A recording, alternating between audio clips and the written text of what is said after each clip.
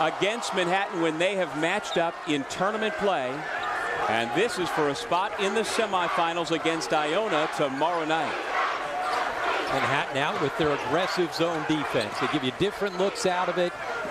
Do a terrific job creating deflections with their activity in the zone. Well, deflections is something Steve Masiello has always talked a lot about. He brought that from his days under Rick Pitino.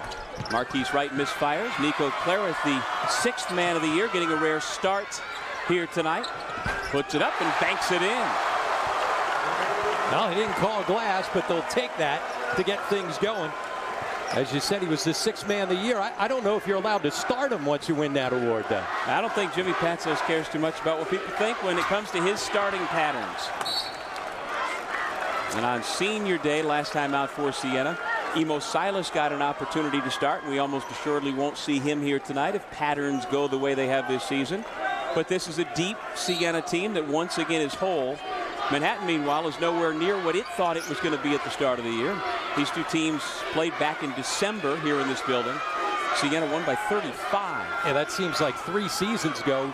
In both of their games, neither team that you see on the floor right now is the team that played in their 2 matchups. Marquise Wright missed the 2nd game, a terrific triple overtime game that you and I had early in January.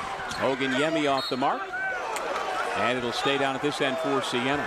And I don't know about you, but games that are played in December and January seem like 3 years ago. I was getting ready for the game. I forgot that you and I did that triple overtime game when Steve Masiello's team was able to survive in Riverdale. No question about that.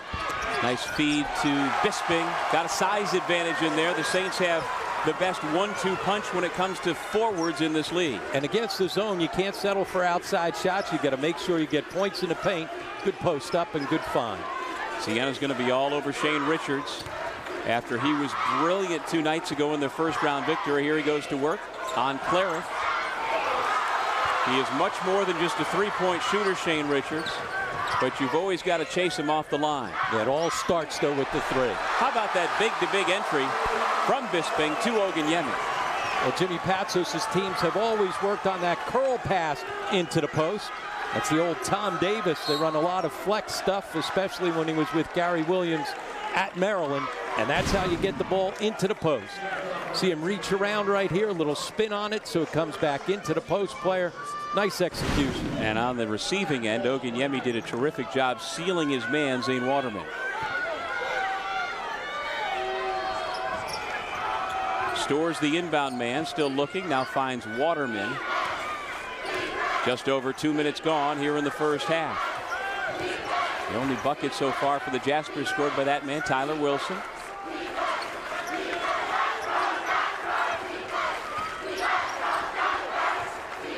This is the pace Manhattan would like. Siena would love to get up and down. Here comes Clarith off the steal. Bounce to right, pull up, off the window too strong, and he's going to pick up the offensive foul. Nice job by Stores to anticipate.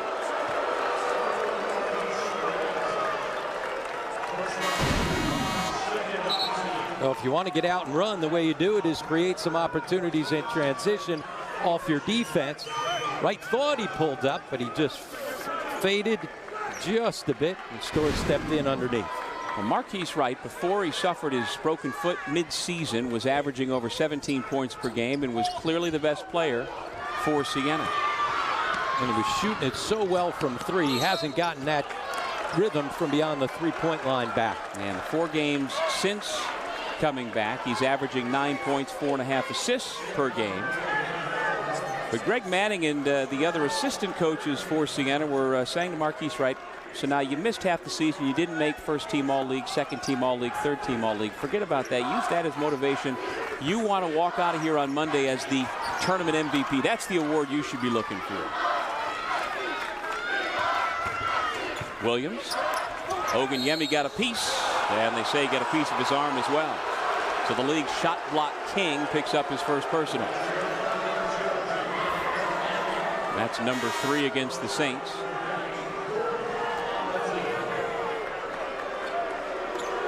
Matt Maloney and Tom Capuano will check in after the free throw for Manhattan. Steve Masiello does not have nearly the options on his bench that Jimmy Patsos has on his. Like in that triple overtime game that you and I did down at Dratty Gymnasium, you would have thought that as they played 55 minutes, Siena would have had the advantage, but the Manhattan players are tough. They just keep going. They just keep going. They don't have as many options, but tell you what they do have. They have a ton of grit, and they have a ton of experience in winning games. And we've yet to mention Calvin Crawford, number 14 in green, who's come onto the floor, who has had a sensational second half of the season. He didn't play the fall semester, and he has been a difference maker, a real game changer for Manhattan. And Manhattan got off to such a slow start, 1-7 in those games. Crawford missed all of those. Ryan Oliver, the senior from Inglewood, California, the first ever Californian in a Siena uniform. Rob, he's been shooting the lights out as he closes out his college career. Yeah, 54% from 3 over the last 8 games. Love to see guys that come into the tournament in rhythm and keep it going. He's got a season average up over 40% now. Here goes Crawford. Right, the double team took it away. The junior point guard pulls the trigger and doesn't get the bounce. Back out to right, to the corner, Oliver. Good closeout by Williams. Oliver again, this time from the wing. No, Oganyemi the offensive rebound. He gets it back and has it knocked out of bounds by Capuano. Siena basketball. A great hustle by Capuano. As soon as Oganyemi brought the basketball down, it allowed Capuano an opportunity to get a hand on it. He's in the top 10 in the league in steals per game, despite the fact that he doesn't play many minutes. This should be an easy dunk. Instead, Capuano with a good play. Yeah, he's been quite a find out of Iona Prep for Manhattan. No other Division I schools were interested in the 5'11" guard from Hastings, New York. But thanks to roster hits, including early injuries to Rashawn Storrs and Calvin Crawford, Capuano played a much bigger role early in the year, starting a number of games, now coming off the bench.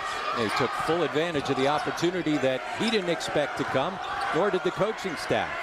3 to shoot. Bisping puts it up and in. Well, that's the thing about Bisping. You talk about all of his post up. He can keep you honest from beyond the 3. That's his 38th 3 on the season. Richards, offensive foul.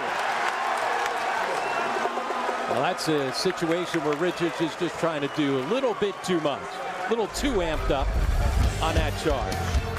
Quick start for the hometown Siena Saints, trying to keep this large crowd engaged. They're up on the 2-time defending MAAC tournament champs.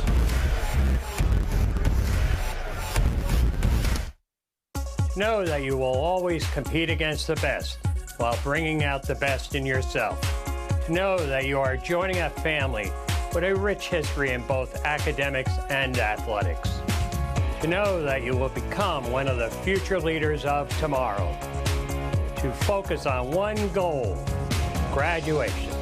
That's the Metro Atlantic Athletic Conference, celebrating 35 years of excellence in academics and athletics. Want to achieve more than you ever thought possible? At Canisius College, you can. Our Canisius education is packed with extraordinary opportunities like top-level scientific research, global service experiences, and real-world connections. Want to intern at a Fortune 500 company? Want to get into the best medical and law schools? Want to be a champion for social justice? You can. Here.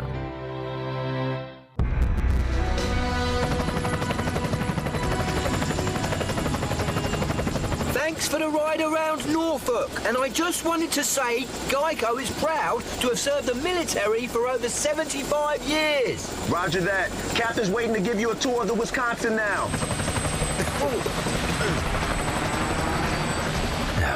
Could have parked a little bit closer. It's going to be dark by the time I get there. Geico, proudly serving the military for over 75 years. MAAC basketball is brought to you by I Love New York. Winter in New York State. There's something for everyone. Plan your trip at iloveny.com.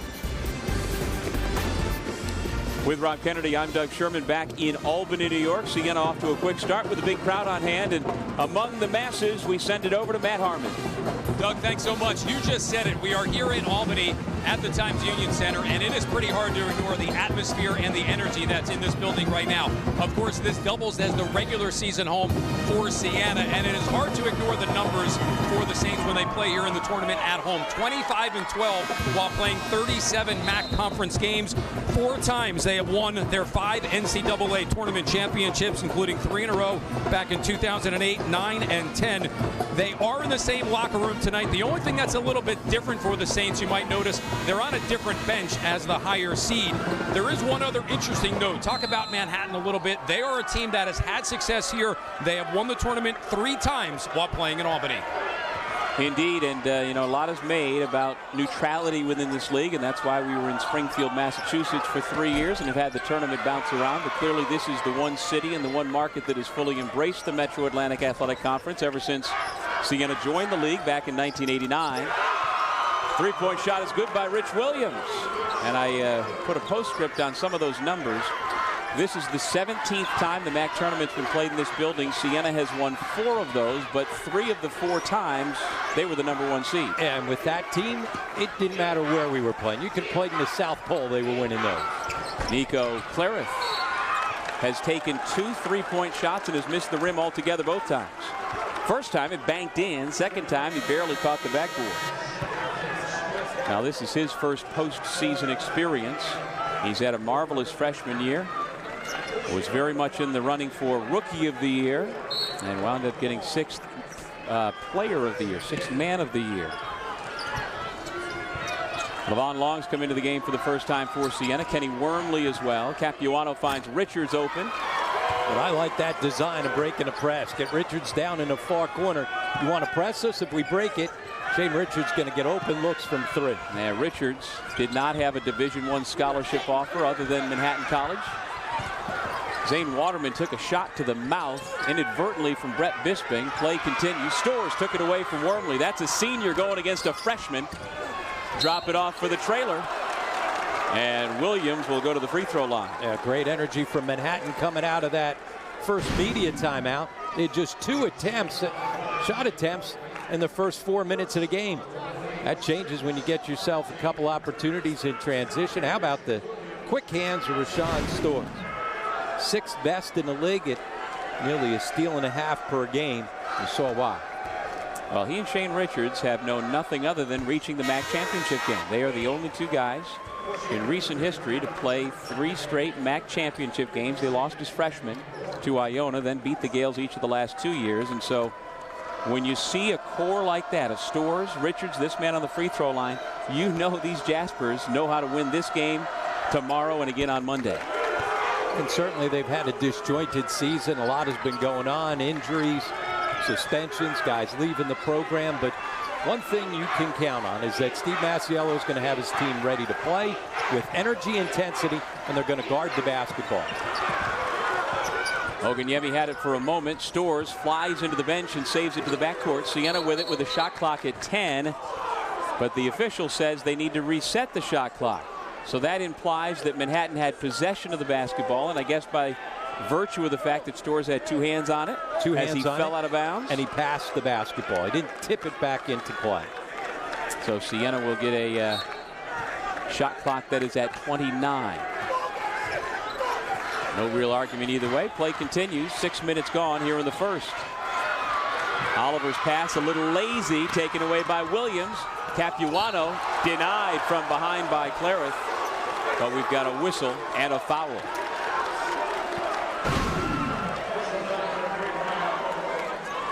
Well, Manhattan all over it defensively, out of the zone defense. Take your pick on the contact. I think it was against Oliver with the first contact.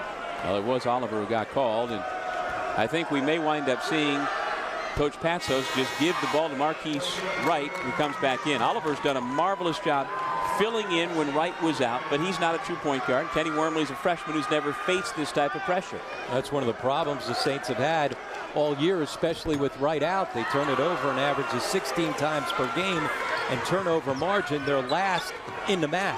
Against Manhattan, they thrive off coming up with those turnovers. At times, their offense can get stagnant if you don't turn it over. Clarith is fouled and will shoot 2. He's one of the better athletes in the Metro Atlantic Athletic Conference, and he does some things explosively that you don't see other folks do. Yeah, when you think of slasher, you think of Nico Clara, the guy that can get into gaps, get into the lane, and can score it. A terrific freshman season, part of a terrific and deep freshman class across the league. And he's got quite a personality. His Twitter handle is Swaggy Meek. He plays with swag. He lives with swag. And he loves to play with flair. Is it yours, Swaggy Doug? I don't even know what swaggy means.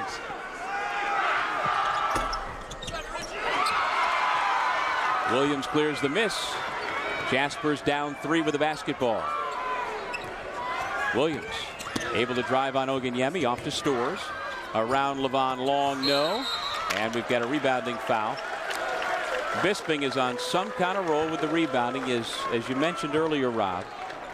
Over the last 13 games, averaging over 13 per, and during that stretch, he has gotten 18 rebounds exactly 4 times. Which is incredible. This for a guy as a freshman under a different regime. Mitch Bonagura was the head coach then. He pretty much just lingered around the perimeter, and he has completely overhauled his game under Jimmy Patsos. It was a face-up 4 back then, but he's gotten an opportunity to develop some inside game and can still step out and make shots. 10 to shoot. Bisping with it, finds the cutting right, and he is blocked by Crawford. Bisping there picked up the loose ball, and he was fouled. And it's interesting. Jimmy Patsos said very early on with Brett Bisping, do you know who Bill Laimbeer is? And he didn't. You know, he's a 19-year-old kid, didn't remember the nasty boys of the Detroit Pistons. So he went on YouTube, and Bisping embraced the idea of playing with the toughness of Bill Laimbeer. Yeah, and certainly one of the reasons why Siena struggled last year for Jimmy Patsos. When Brett Bisping went out, they were a completely different team. End of his sophomore year, he really started to come on, ended up being the MVP of the CBI when the Saints marched to the championship. Waterman missed the 3. Levon Long dribbles up, gives to Bisping.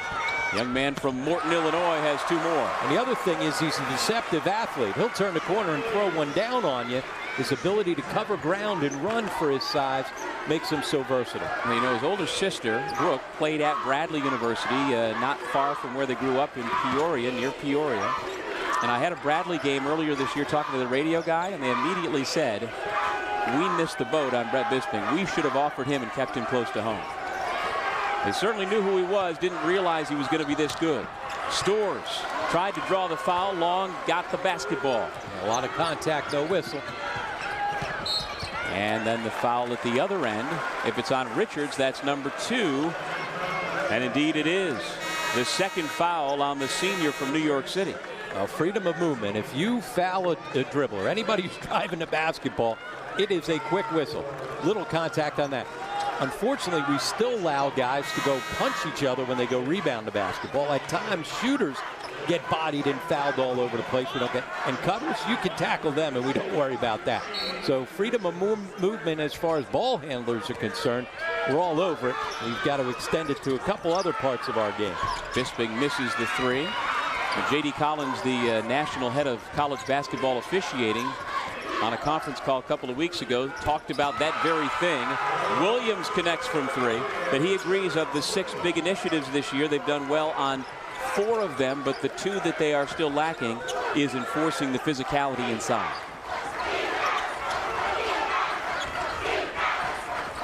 .15 seconds to shoot.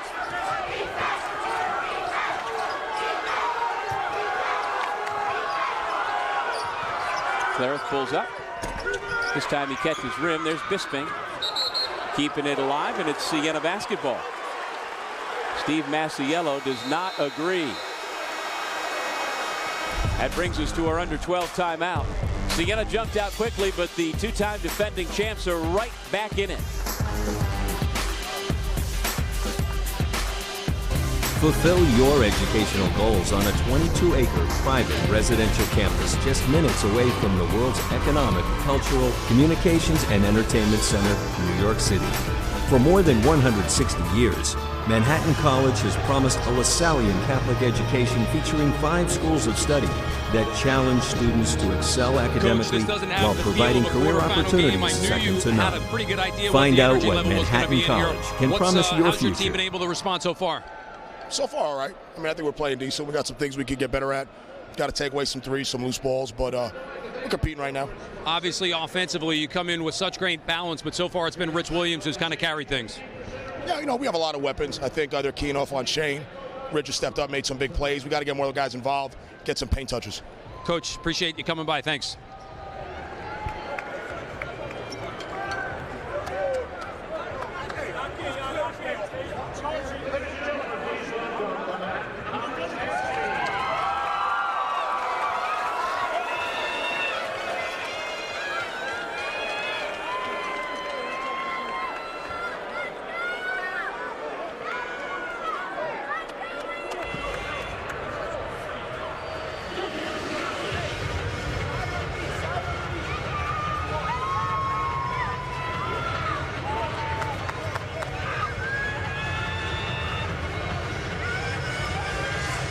(16-13), Siena leads Manhattan. 11:28 remaining first half. Let's go over to Matt Harmon with Jasper's head coach Steve Masiello. Coach, this doesn't have the feel of a quarterfinal game. I knew you had a pretty good idea what the energy level was going to be in here. How's your team been able to respond so far? So far, all right. I mean, I think we're playing decent. We got some things we could get better at. Got to take away some threes, some loose balls, but we're competing right now. Obviously, offensively, you come in with such great balance, but so far it's been Rich Williams who's kind of carried things. Yeah, you know, we have a lot of weapons. I think they're keying off on Shane. Rich has stepped up, made some big plays. We got to get more guys involved, get some paint touches. Coach, appreciate you coming by. Thanks. Deflections and paint touches, a couple of the key categories that Coach Masiello has ascribed to for many, many years. And as he said, all the defensive attention on Shane Richards is going to leave other guys open. And if you leave Rich Williams open, he's athletic, he's got size, and he can knock down the three-point shot. 35% on the season. He was a runner-up for the 6th Man of the Year award. You got to make sure you mark him as well. Yeah, he averages 14.5 points, 6 rebounds per game, knocks down the 3, as you say, and then athletic enough to be SportsCenter's #1 top play last November at UMass for his alley-oop slam dunk that forced overtime. I know Coach Masiello, I think, in the moment thought it had won them the game because the immediate shot of him was, yeah, but then they had to go and play overtime against UMass. But if you can recall that play, Williams can get himself well above the rim in addition to playing a good floor game. Siena with a basketball. The Saints have led by as many as 9. High post long, facing up, perhaps the most versatile Saint. Tough pass. Long did not see it coming, and it goes out of bounds.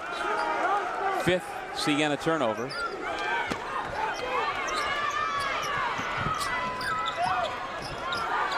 Crawford able to break the pressure. Ogunyemi, the only Saint back. And his teammates get back now. 9 minutes in. Williams working on Long. 6 rebounds already for Bisping to go with his 8 points. And that's an area the Saints should dominate this game, and they are so far. And consecutive lazy passes by Ryan Oliver deflected both times, and immediately Jimmy Patsos has to get Marquise Wright back into the game. You can't throw lazy passes against this active, aggressive zone defense. You also have to be strong with the basketball. Saints have gotten stripped 3 different times trying to dribble into gaps to try and collapse the defense. That's a good idea, but you got to be strong with the basketball. And again, as Matt alluded to with Coach Masiello, there's a different intensity here tonight than in either of the regular season meetings. And that's where they're making hay, though. That is their 8th offensive rebound. They already have 9 second chance points, an opportunity to add to that for Jimmy Patso. Well, for the first time since the 2009-2010 season, Siena has won 20 games in the regular season. They sit at 20-11 right now. They went 13-7 in league play, the #3 seed. Manhattan, meanwhile, is 13-17 overall, coming off their rout of Marist here 2 nights ago, 81-63. Richards and the Jaspers, they hit 15 of their first 17 shots, including 9 in a row. Have you ever seen a run like that to start a ball game? And I'm telling you, Shane Richards was running into 3-point shots like you couldn't believe. They had such energy. Matter of fact, 70% they ended up shooting in that first half. The 64 on the game, Doug, their best in 15 years. And on that offensive rebound, Brett Bisping is just playing a different game than everybody else out there. He didn't get the rebound, but he somehow kept it alive from Waterman, and Siena gets a fresh possession. It's amazing how Siena's had so many terrific rebounders. No matter who's coaching, what the style of play. You think of Ryan Rossiter, Odie Anasicki, and then as well now Brett Bisping. Three guys that basically, even though Odie played for both Fran as well as Mitch Bonagora, three guys that played under different head coaches, different systems, yet guys that have racked up double-digit rebound numbers. And another common thread is that Brett Bisping is the first Siena first-team All-MAAC player since Odie Anasicki. Oganyemi, a second-team All-Conference player. There's the great three-year Siena run of back-to-back-to-back championships. They lost the 07 title game there to Niagara, that same core, but when Alex Franklin, Ronald Moore, and Edwin Ubelis were freshmen, but they kind of let you know what was coming. And they also added Ryan Rossiter the next year to go along with that core group, and ended up winning those 3 consecutive championships. And Patsos was on the short end of a lot of the matchups because he was the head coach at Loyola at the time. In fact, he almost pulled off a stunning upset in this building. I think they led that game when he was at Loyola by as many as 18 late, and Siena had to storm back.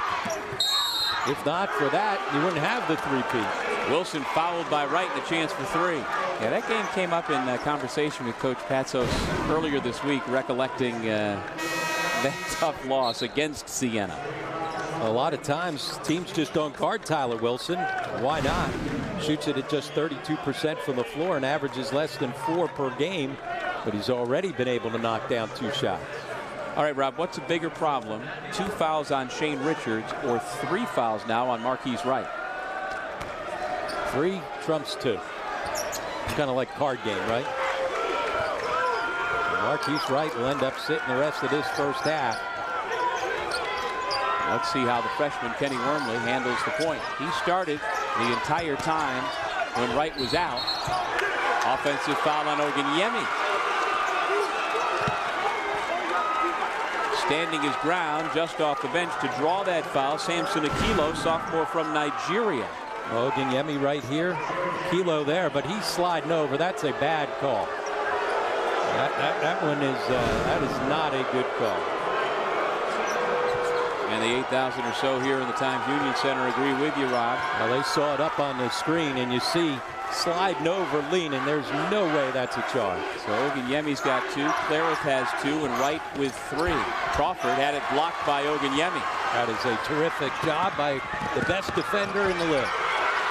Tyler Wilson got away with grabbing a handful of jersey, and the Saints give it back to the Jaspers. Sean Storrs drives on Evan Fisher just into the game, freshman for Siena. Hard to fluster with Sean Storrs. Well, he has seen it all and done it all as a Jasper. Crawford spotting up. He's got it. And the Jaspers take the lead. And Crawford just 25% on the season for beyond the 3, but he had plenty of time to set his feet. Well, if you took just the second semester, I thought he had a good chance of being considered for 6th man of the year. He was that impactful for Manhattan coming off the bench this year. Yeah, he and Williams gave him tremendous input off the bench. Loose ball foul on the floor, and it'll go against the Jaspers. As we said, Crawford plenty of time to set his feet, lets it fly. Young man from Middletown, New York. It's about an hour north of New York City.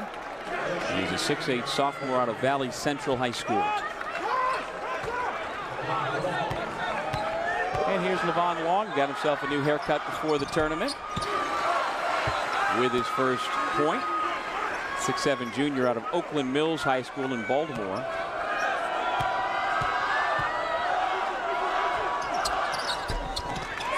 One out of 2. And if that's on Nico Clarith, And it looks like it is. That is his third foul. So Siena's starting backcourt is on the bench with 8:26 to go in the first half. 3 fouls apiece. And that's the 10th team foul. So Manhattan's in the double bonus. Here goes Wilson back to the line.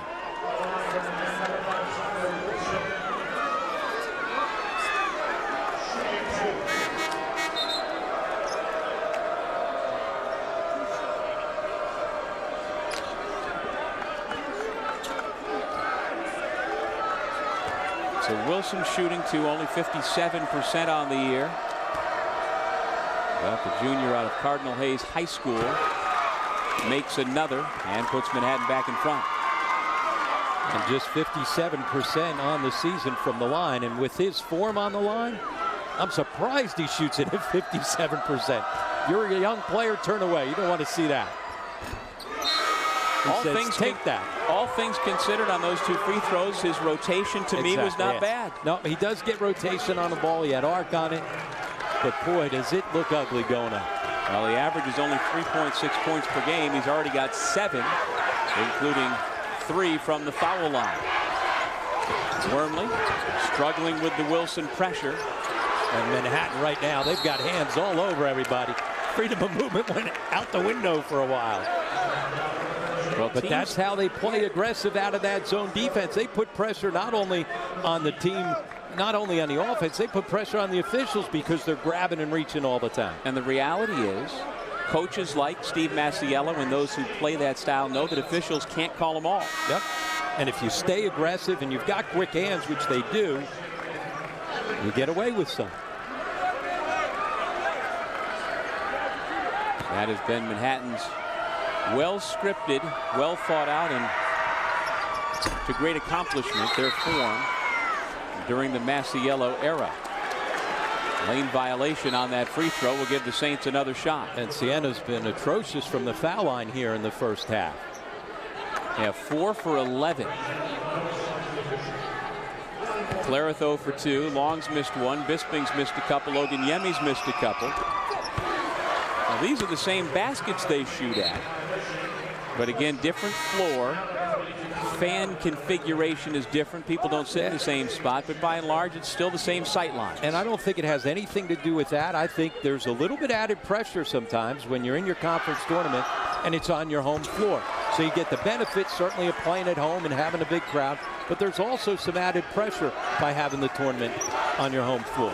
We've seen that happen not only to the Saints a couple of times. We saw it a couple of years ago to Fairfield when they came in as the #1 seed and the tournament was in Bridgeport. Offensive foul, Waterman. Bisping is a master at drawing charges. Waterman hates the call. And Waterman's yapping at guys, and the officials, I don't think, saw that.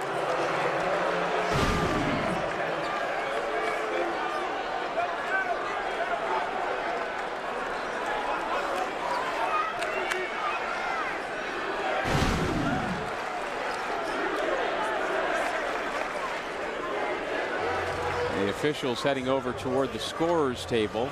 Looks like they're going to review something. Well, when Bisping went down, it looked like his foot came up, all the way up, and may have caught Waterman, and I think that's what they're going to take a look at. Didn't look like it was intentional, but it was a high kick. And we think about elbows above the shoulders. We don't often think about feet. See Bisping go down. So that's why Waterman's not happy. Is there contact, and was it intentional? They kind of get tangled back up.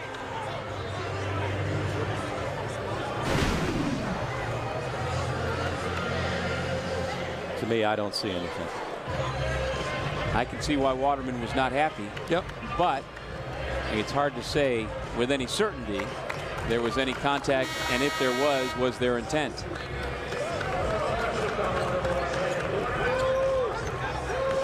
Looks like Waterman's going to get a moment to take a seat and catch his breath.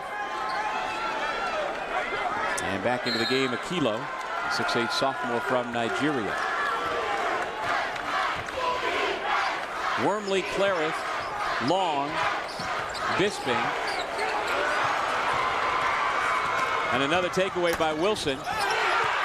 He is on fire. 9 points for the junior out of the Bronx, and he's got the Jaspers back in front. And then another Siena turnover on the inbound against no pressure.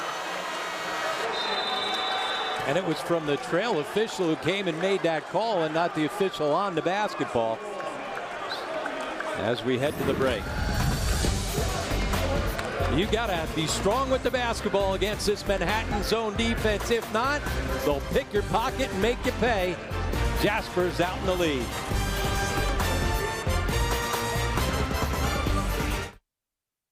Deep within you is a relentless drive. You come prepared. You come willing to work. You come to win. Discover the Performance Protein Bar made just for you. Come ready.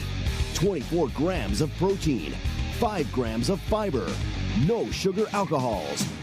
One unbelievably awesome taste. Come ready. You don't quit, and neither should your bar. Come ready for the competitor in you.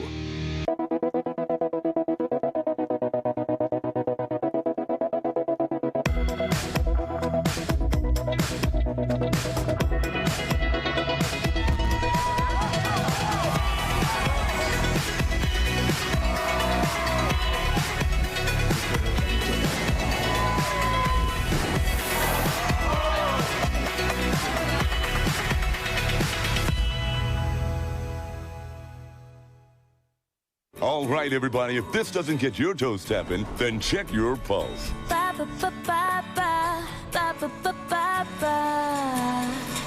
The joy of cola, joy of bubbles, joy of fun, joy of Pepsi on your tongue, greatest taste sensation under the sun.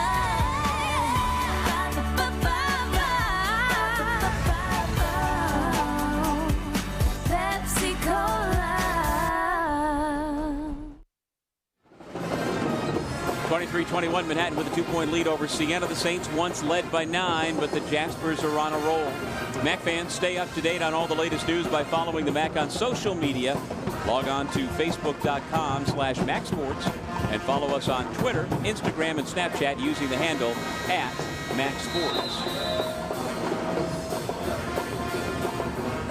That man, number 5 in green, is off to a flying start. He's got 9 points, rather. Rich Williams has 10, and so the two of them have combined for 19 of the 21 Manhattan points. Steve Masiello said at the 12-minute mark when he talked to Matt Harmon, they have a lot of different options. Well, one of those scoring options is usually not Tyler Wilson, so that's unexpected scoring from the guard.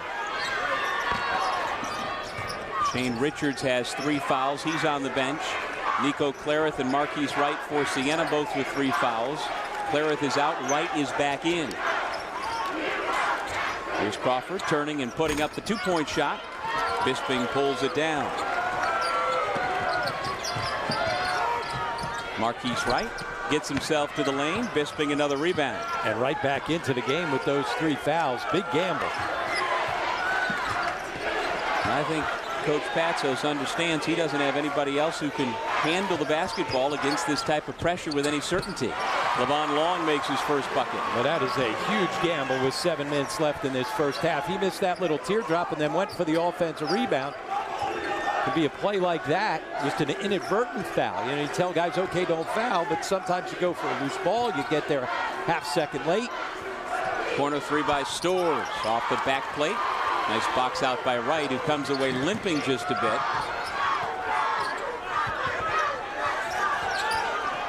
Wormley into the corner. 3-point shot by Oliver. No, another offensive rebound for Bisping, who seems like Gulliver out there. That's their 12th offensive board. Count the basket. A rebounding foul underneath.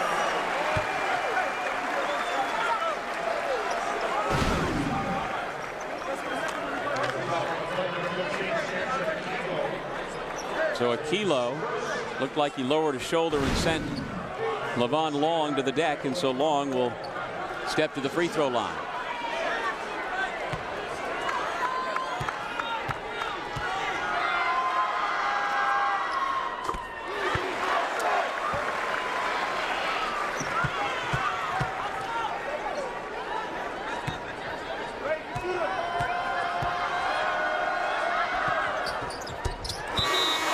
gets a pair. Matt Maloney comes back in, freshman from Summers, New York. And Aquilo, who just picked up that foul, goes out. So Manhattan goes with an ultra small lineup. My goodness, Calvin Crawford is the only one out there who I'm sure is taller than 6 feet. Yeah, not a lot of scoring options out there. Stores and Crawford.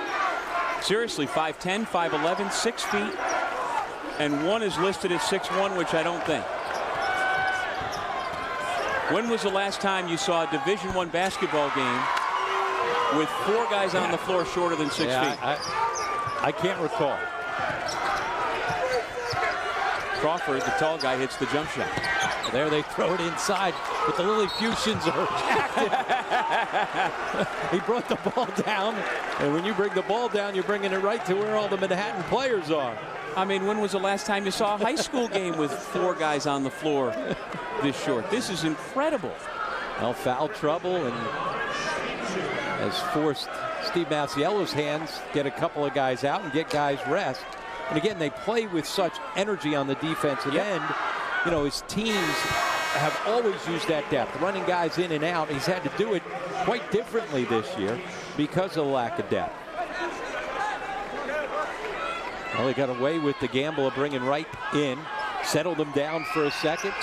Now they've got themselves a 4-point lead. So that was a +6 in that gamble for the Saints. And Williams and Richards, their 2-star wings, both sit. And Williams has 2 fouls. I wonder if that's part of the reason for Masiello trying to buy some time. Crawford going 1-on-2. Ball still loose. Long has it.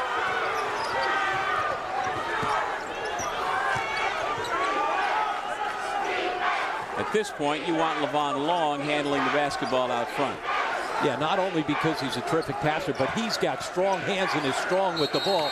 We've seen the freshman Clariff have all kinds of trouble against the Manhattan guards. They've got 3 guys in the top 10 in the league in steals. Yep.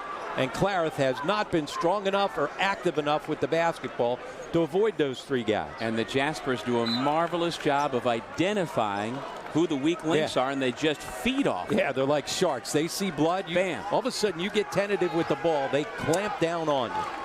Good point. Like sometimes you see them come with a hard double team against Justin Robinson at Monmouth. They get the ball out of his hands. In this instance, they are going after the turnover.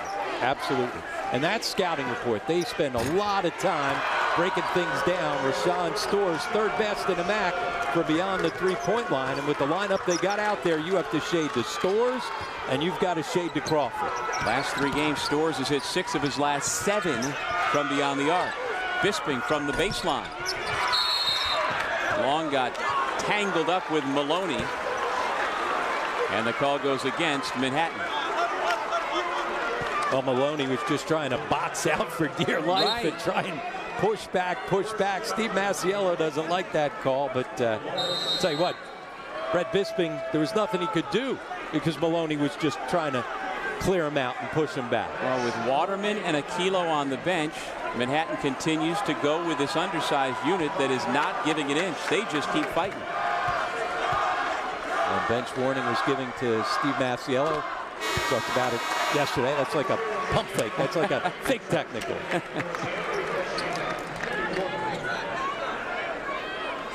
Well, earlier this week, Steve Masiello agreed to a 4-year contract extension to remain on as head coach of the Jaspers. Long has taken care of the poor free throw shooting since coming into the ball game. The Siena lead is 3. And the Saints in the zone, but again, you've got to shade to both Stores and Crawford. Those are their 2 best offense options with this different lineup that they've got out there. Wilson at the high post, and a foul on the reach-in. Looks like Oliver, number 3 in white, is the guilty party.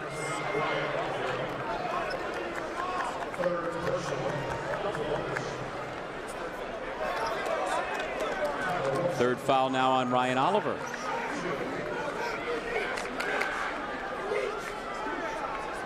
Deanza Wilson, who is perfect at the free throw line. 3 for 3, part of a 9-point show already. His career high in 3 years is 15 points. Done that a couple of times. He's already got 10 here tonight.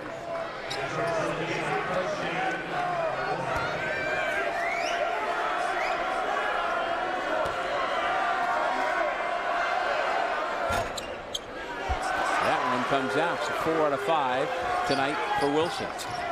4:18 remaining first half. Long now posting up. There's that curl pass back into the post. Aquilo was defending. Nice little slip pass. Wormley lays it in. Give the assist to Long. Yeah, good pass. Bounce pass gets there. Long, the top non-guard in the league in assists at over 3 a game. He leads Siena in total assists, not assists per game, but total assists because Marquise Wright missed so much playing time. He's the only non-guard in the top 10 in the league. Got those long arms, and he's not afraid to throw it into the post. Capuano. Oganyemi just waiting for him for another easy block shot. Yeah, such great timing. One of the reasons why he led the league in blocks. Oganyemi transferred to Boston University over the summer. Thought better of it. Transferred back to his hometown school. He and the Saints are up 4.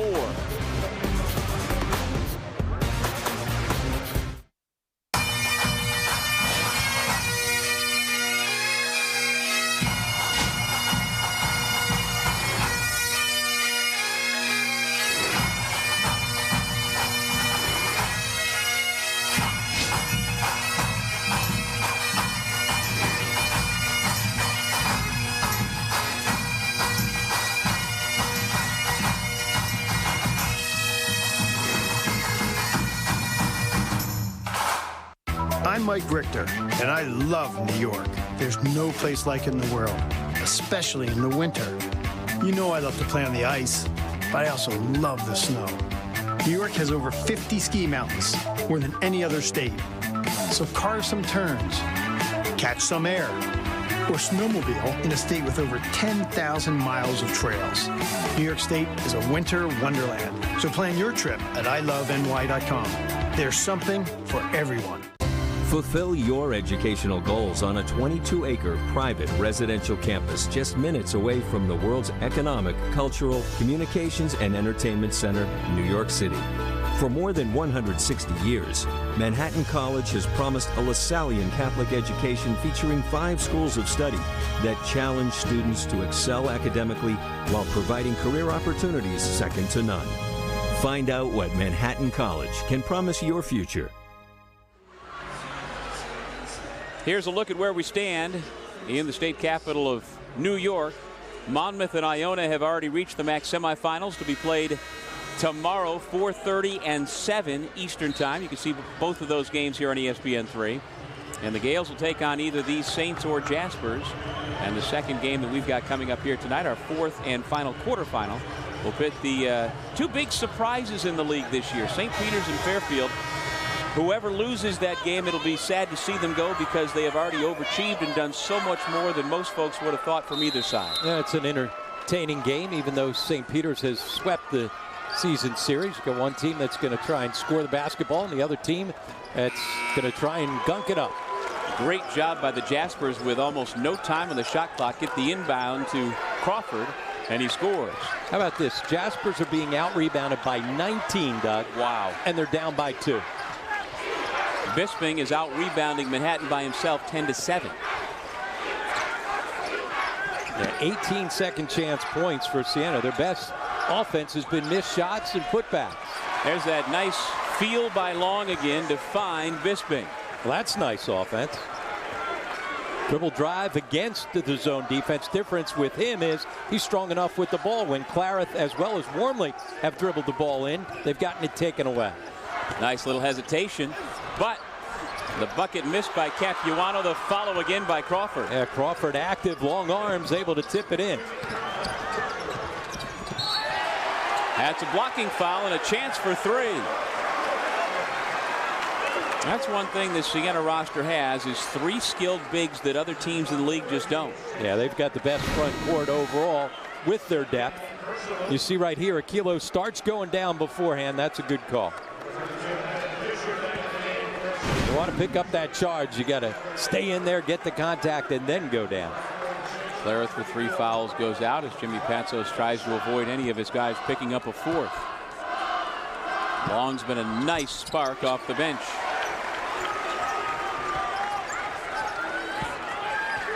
That's 10 points and 5 rebounds for the junior from Baltimore. Both sides have 2 players already in double figures. 14 for Bisping, 10 for Long. 10 apiece for both Tyler Wilson and Rich Williams. And an important last 2.5 minutes. Manhattan's been trying to survive with this lineup out there, protecting the foul trouble of both Shane Richards as well as the 2 fouls to Rich Williams. They let this get away from them here a little bit. Steve Masiello may have to make a decision to get Williams with the 2 fouls back in. Well, the whistles, the fouls may ultimately decide the outcome of this ball game. Both teams in rough shape right now with multiple key players in foul trouble. Long cross-court pass to Bisping. And a foul on Crawford. Freedom of movement. Bisping got the step, tried to turn the corner, and the personal is called. And again, freedom of movement on a dribbler. Any ball penetration, anytime you touch them, I'll tell you what, you got it. Cut, rebound, tackle. Dribble, touch, bang. And I think teams have to adjust to that. And you've even seen it across college basketball. You know, teams that run a lot of motion or Princeton-style stuff. It's a little bit of a disadvantage because it's more ball movement and passing. You got to get guys that can drive the basketball now the way that the game is officiated. You got to get spacing, and if you do so and you got guys that can put it to the deck, you can put pressure on the defense and get to the line. Whistle on the shot. Count the basket. Is it a foul or a lane violation? A foul is called. My goodness. And if that's on Crawford, that's his 3rd.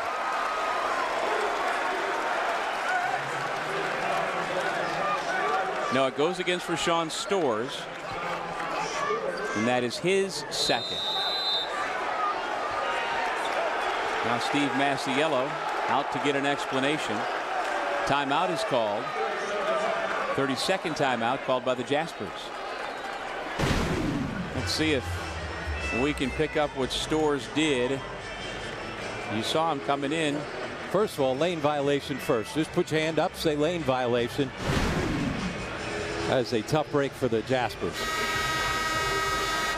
I was so worried about rebounding the basketball because he's in too early. Now there's no foul there. Nope. But there was a lane violation. Yeah.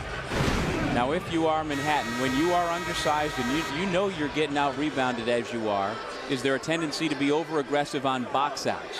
Yeah, because you're fighting for dear life. You're desperate not to continue to give up second chances. Saints are absolutely just pummeling them on the offensive glass. 14 offensive rebounds for the Saints.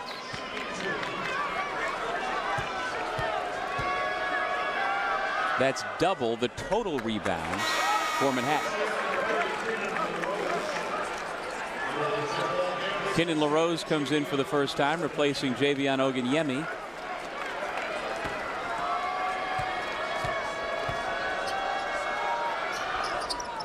Long gets 1 out of 2.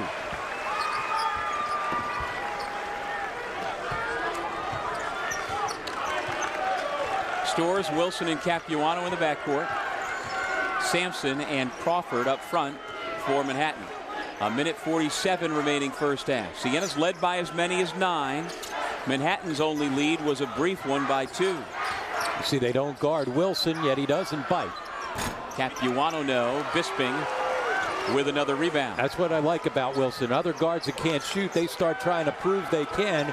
He doesn't. If you leave him alone, he's going to dribble, penetrate, and he's going to find guys. One of the reasons why he's 3rd in the league in assists. Wormley looks over his shoulder to his head coach, and Patso says go. 10 to shoot. Long picked up his dribble to a cutting LaRose, and we've got a foul call against Wilson. That's his 2nd. I think you and I are the only people here around courtside without 2 fouls. They are mounting up. And so now Kenan LaRose, little used freshman guard, from Ogdensburg, New York, who is 2 for 2, now 3 for 3 for the year from the foul line. So both coaches putting guys in that don't get a lot of minutes, just trying to figure out how they can get to the locker room and still have available bodies with foul trouble. Well, LaRose does his job, builds the lead to 10. This is the largest Siena advantage. Wilson penetrates. Capuano, who missed a moment ago, thought better of putting it up this time. Crawford not shy. Around and out. LaRose pulls it down. Timeout. Siena.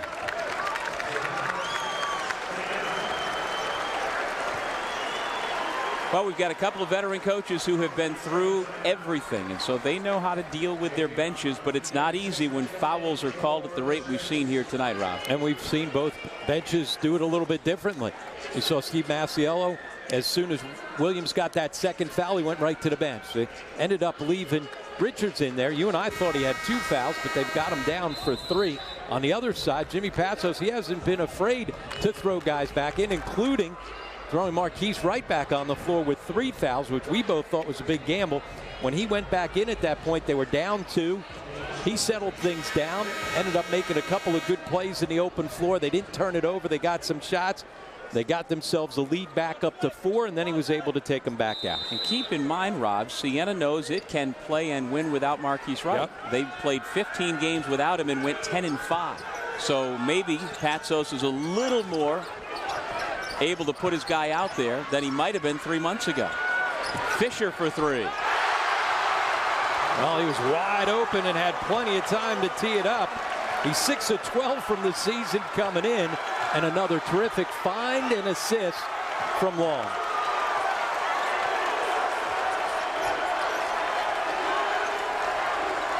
The crowd of around 8,000 here at Siena's home building, making a lot of noise. 10 to shoot. Capuano, lots of dribbling, brings it back out to Stores. He has to put it up from deep, and he was fouled on the shot by Long.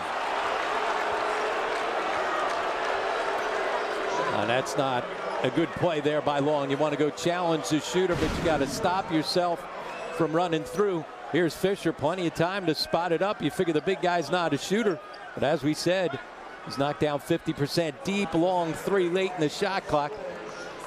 You got to be careful. Last thing you want to do is bail him out with a foul. And so Rashawn Stores out of All Hallows High School. When he graduated from All Hallows, he had no Division I offers.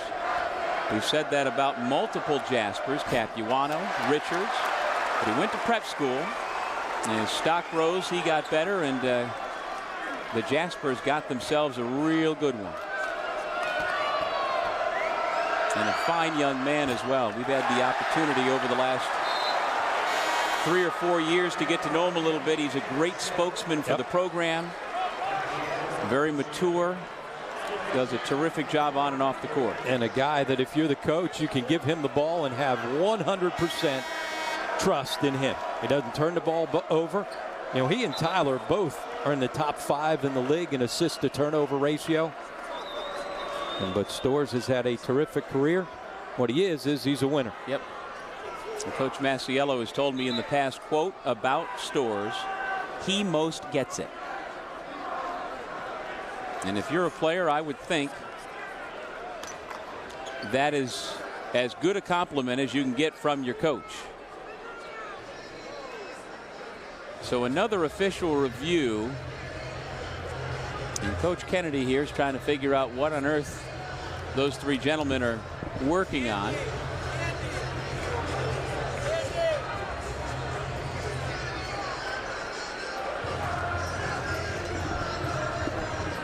It must be a timing issue.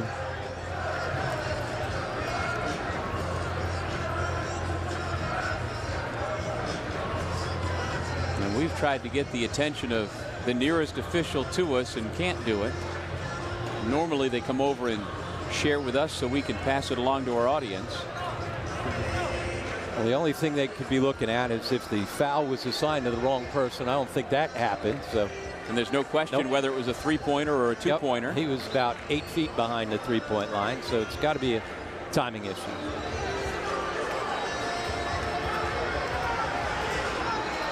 So we just received word via the truck that they are considering changing the amount of time on the clock. Remember, when the ball went out of his hands, it was the end of the shot clock, and so the shot clock horn sounded. So I don't know if the clock had stopped inadvertently when that horn went off, but looks like they keep the same time, correct? Looks like it.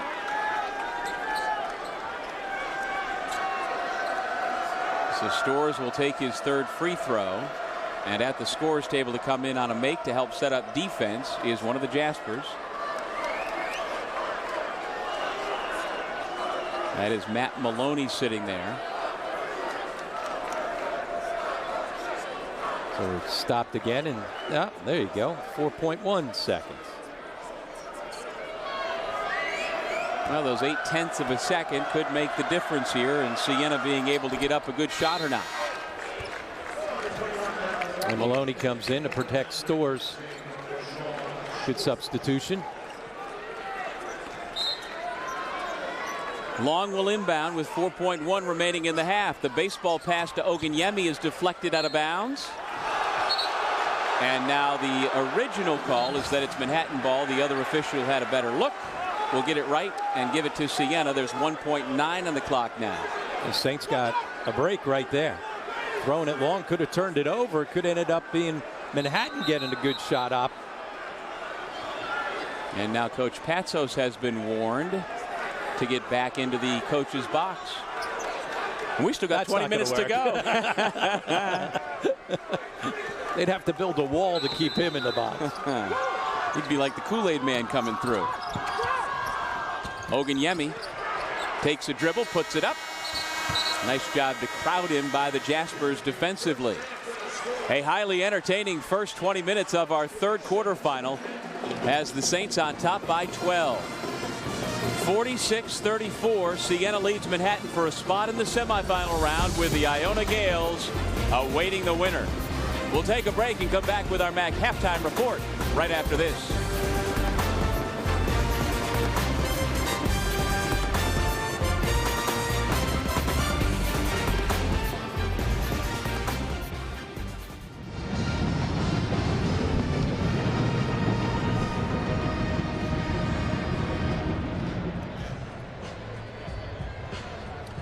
Tyler, a physical game, obviously, in that first half. How frustrating has it been for you guys not really being able to get into the flow offensively? Real frustrating. It's a foul every time down court. We smaller already. We're just trying to box them out, but the ref called foul every boxer. Obviously, you guys, the two-time defending champs, you knew it was going to be hard coming into this arena. What do you have to do in the second half to change things around?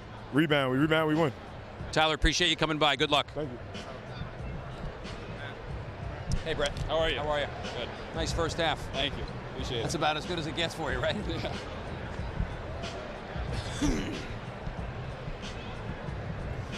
Brett, I know you've had some great games in your career here at Siena and great halves, but I'd say what was working in that first 20 minutes, but the answer would have to be just about everything for you. Yeah, no, it was a good first half, but I think we can tighten some things up. We were a little careless with the ball, I think, at times, and they capitalized on that. I was a little loose with it, too, so we got to tighten that up. You guys have been able to take advantage on the glass, huge advantage on the boards. Obviously, when they went small, that's when things kind of changed around. Yeah, we take pride in that. Our coaches make that a point in practice, and we try to translate it onto the court. Brett, best of luck in the second half. Thanks. Thank you. Appreciate it.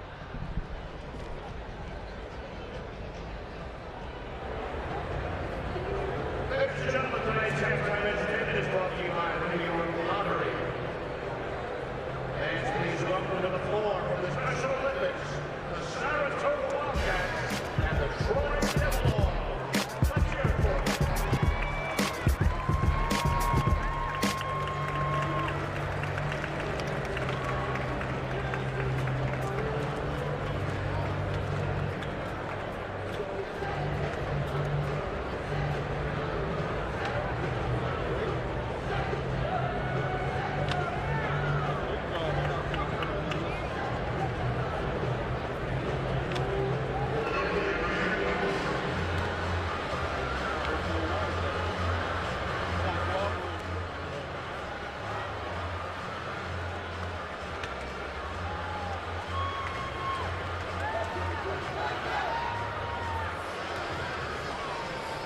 Back in Albany, New York at halftime, Siena 46, Manhattan 34 for a spot in the MAAC semifinal round.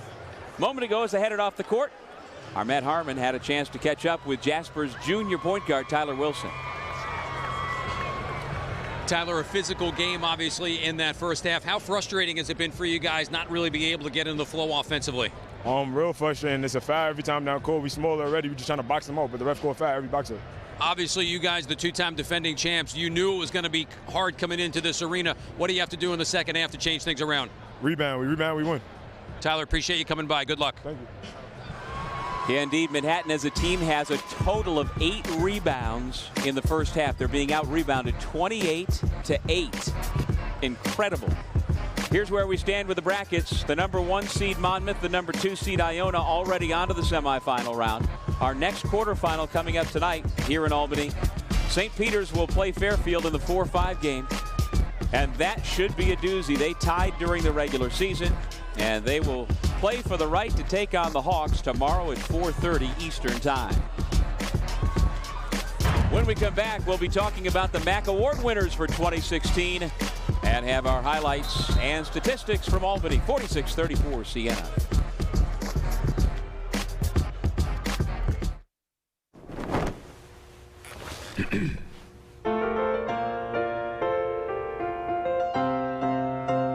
The ball is tipped, and there you are. You're running for your life. You're a shooting star. One shining moment is all on the line. One shining moment. That's good. All right, everybody, if this doesn't get your toes tapping, then check your pulse. Ba ba ba ba ba ba ba ba ba ba. The joy of cola, joy of bubbles, joy of fun, joy of Pepsi on your tongue. Greatest taste sensation under the sun. Ba ba ba ba ba ba ba. Pepsi Cola. Know that you will always compete against the best while bringing out the best in yourself. Know that you are joining a family with a rich history in both academics and athletics. To know that you will become one of the future leaders of tomorrow. To focus on one goal, graduation. That's the Metro Atlantic Athletic Conference, celebrating 35 years of excellence in academics and athletics. Hey, guess what day it is? Hump day! Hump day! It's hump day! Yeah. Hey, Mike! Mike! Mike! Guess what day it is? Hey, Camel! Guess what day it is? It's not even Wednesday. Let it go, Phil. If you're a camel, you put up with this all the time. It's what you do. If you want to save 15% or more on car insurance, you switch to Geico. It's what you do. Okay. The Metro Atlantic Athletic Conference back in Albany, New York this year for the MAAC Championships. We're at halftime with Siena leading Manhattan. Yesterday, all the major award winners were presented, and let's show you who the candidates were for MAAC Player of the Year. Men's All-MAAC first team. Marcus Gilbert, Fairfield University. Gilbert, a 6'6" senior forward from Smyrna, Delaware, was named to the All-MAAC first team after leading Fairfield to a 5th-place finish in the regular season. He ranks 4th in the MAAC in scoring, averaging 17.1 points, and 3rd in the league in 3-point field goals per game, averaging 2.6 an outing. Gilbert also ranks 9th in defensive rebounds, averaging 4.5 per game, and 10th in 3-point field goal percentage, shooting 38.4%. A.J. English, Iona College. English, a 6'4" senior guard from Wilmington, Delaware, was named unanimously to the All-MAAC first team for the 2nd straight year and makes the team for the 3rd consecutive season overall. He leads the MAAC in scoring, averaging 22.3 points, and leads the league in assists, averaging 6.1 per game. English also leads the conference with 3.3 made three-point field goals per contest and ranks 6th with an 84% free throw percentage. The unanimous preseason player of the year was named MAAC Player of the Week 3 times this season. Shane Richards, Manhattan College. Richards, a 6'5" senior forward from New York, New York, earns a spot on the All-MAAC first team for the first time. He finishes the regular season ranked 5th in the league in scoring, averaging 17 points per game. Richards ranks 2nd in free throw percentage, connecting on 87.3% of his charity stripe shots, and he also ranks 7th in three-point field goals made per game with 2.5. He is the league leader in minutes played per game this season, logging 36.6 minutes for the Jaspers. Justin Robinson, Monmouth University. Robinson, a 5'8" junior guard from Lake Katrine, New York, makes the All-MAAC first team for the second year in a row after leading Monmouth to its first ever MAAC regular season title and program record 25 wins. He is currently ranked 3rd in conference with his 20.2 points per game average and 7th in assists with a 3.7 average. Robinson's 2.1 steals per contest leads the league, and his 1.7 assists to turnover ratio is good for 6th. He won MAAC Player of the Week 3 times during his junior campaign. Brett Bisping, Siena College. Bisping, a 6'8" redshirt junior forward from Peoria, Illinois, led a Siena team that lost 20 games last season to 20 wins in a third-place MAAC finish in the 2015-16 season. He is a league leader in rebounds, grabbing 10.4 boards per game and ranks 8th in scoring, averaging 15.8 points per outing. Bisping leads the league with 8.1 defensive rebounds per game and ranks 7th in offensive rebounds, averaging 2.3 per contest. He was named MAAC Player of the Week 3 times this year.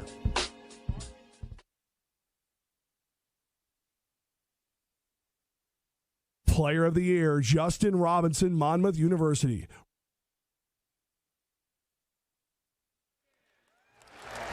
Congratulations to Justin Robinson, also to the other 4 who made first team. English, Robinson, and Bisping, all unanimous selections. Gilbert and Richards, well-deserved honors as well. We'll take a break. Rob Kennedy rejoins me here at halftime. We'll show you the first half highlights and get you set for the start of the second half with Siena up 12.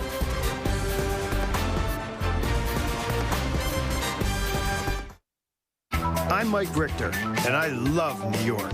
There's no place like it in the world, especially in the winter. You know I love to play on the ice, but I also love the snow. New York has over 50 ski mountains, more than any other state. So carve some turns, catch some air, or snowmobile in a state with over 10,000 miles of trails. New York State is a winter wonderland. So plan your trip at iloveny.com. There's something for everyone. You must do the thing you think you cannot do. The mind is everything. What you think, you become. It is not best that we should all think alike. He who learns but does not think is lost. The main purpose of life is to live rightly, think rightly, act rightly. Oh, the things you could think of if only you try.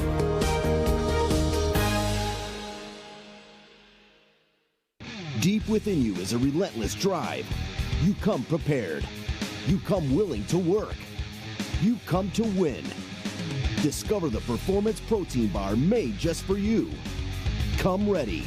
24 grams of protein, 5 grams of fiber, no sugar alcohols. One unbelievably awesome taste. Come ready. You don't quit, and neither should your bar. Come ready for the competitor in you. The right education can inspire you to do anything. Challenge yourself. Prepare for success. This is your moment to create, explore, discover, matter to each other and to the world. Be inspired to do anything at Monmouth University. Siena 46, Manhattan 34 here at the Times Union Center in Albany, the home court of those Siena Saints. And welcome back, everybody. With Rob Kennedy, I'm Doug Sherman. Two big storylines in that first half. The fouls that have accumulated on both sides, and then the rebounding discrepancy. 28 for Siena, only 8 for Manhattan. Oh, certainly coming in, Siena's the best rebounding team in the MAAC, and Manhattan's got a very good rebounding team. That certainly played out. But both teams forced to use some strange and different lineups and rest guys because of foul trouble to try to get to this point.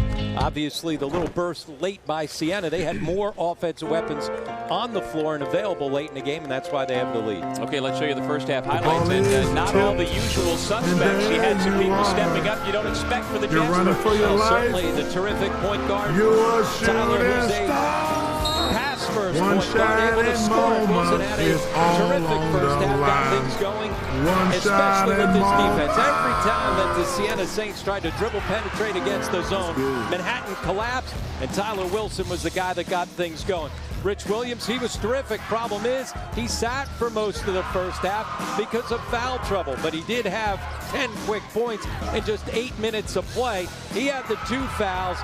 He may have needed to be in the game a little bit there late to stop the Siena Saints. Meanwhile, Brett Bisping already a double-double, 16 points, 11 rebounds, and I'm telling you, he looks like Gulliver inside against these Jaspers. And showing you he can do a little bit more, too, on a couple of nice post feeds. But he out-rebounded the Manhattan team in that first half. He's versatile. He can knock down shots, post you up, put the ball to the floor. There's a reason why he was a first-team all-conference player. He played 18 minutes to get those 16 points, 4 of 8 shooting, 7 of 8 from the free throw line. Siena got to the line a lot, started making more of their free throws as the half went on, and that helped to stretch the lead to as many as 13. Here are our first half stats brought to you by Geico. And certainly the boards, Manhattan just had no chance to hang in there. That was the biggest story in that first half. 18 of Siena's points came on second chance opportunities. Both head coaches have been warned. You've been warned. The intensity is up there. You'd think it's the MAAC championship. It's only a quarterfinal, but one of these teams is going home 20 minutes from now. Back with the second half after this.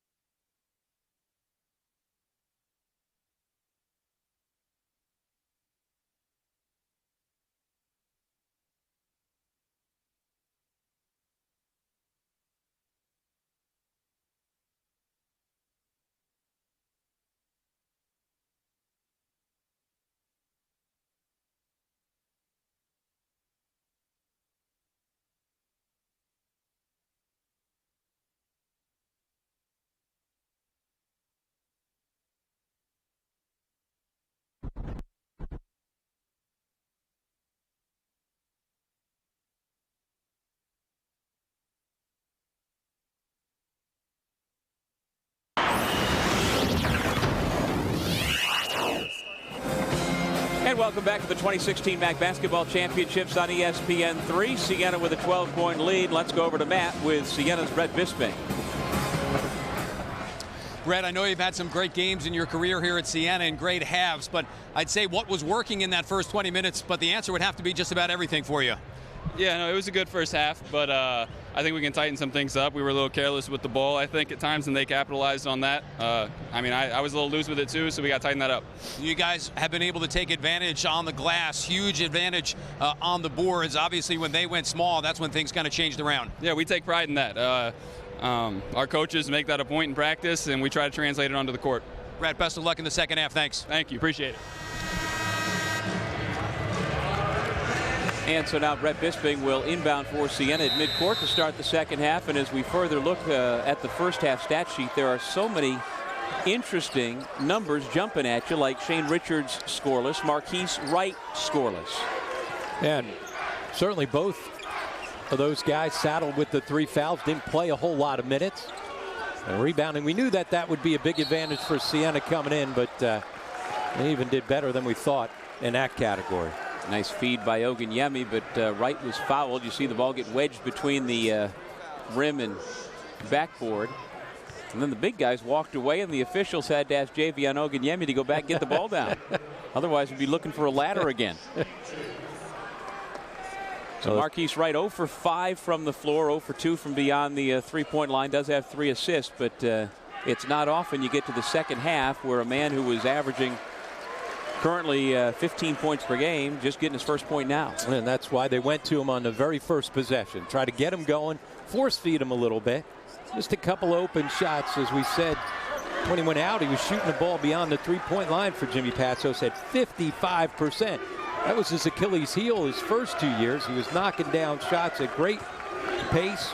Since he's been back, that's one thing he hasn't been able to do. He hasn't found the rhythm from deep. Well, to give you an idea, Manhattan's got most everybody with some potential foul trouble. The man with the basketball, Shane Richards, has 3.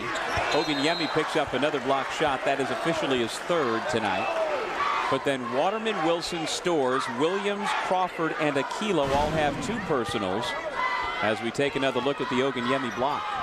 And here's the defensive player of the year. You think of a big guy that blocks shots, but Oganyemi's quick off his feet, can go guard a guy like Richards on the perimeter. Williams picks up where he left off in that first half, and you thought maybe Manhattan should have rolled the dice to keep Williams on the floor a little bit. And every coach does it differently. Some guys, you get 2 fouls and you're coming out of the game. John Chaney, it didn't matter who it was. It could be Mark Macon. 2 minutes into the game, you got 2 fouls, you sat down. So everybody's got a different way of doing it, but they certainly could have used Williams on the floor.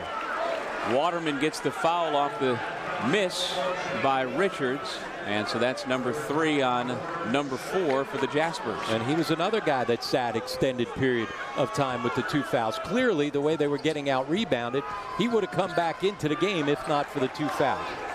Meanwhile, Siena's foul difficulties, Wright and Oliver both have 3. Oganyemi and Clarith each have 2. Here's Rashawn Stores, senior point guard, dribbling up. Wilson tried to drive on Oliver. Here goes Williams around Bisping, who had no chance. Without any help side defense, easy 2 for Williams. And another Siena turnover. Marquise Wright gives it to Wilson, 1-on-3. And Bisping pulls down the miss.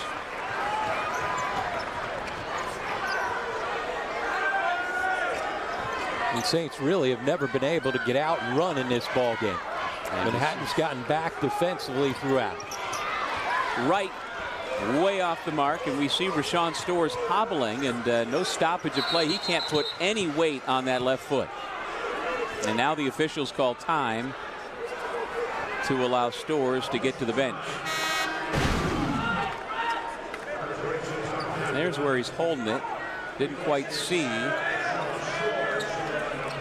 how it happened.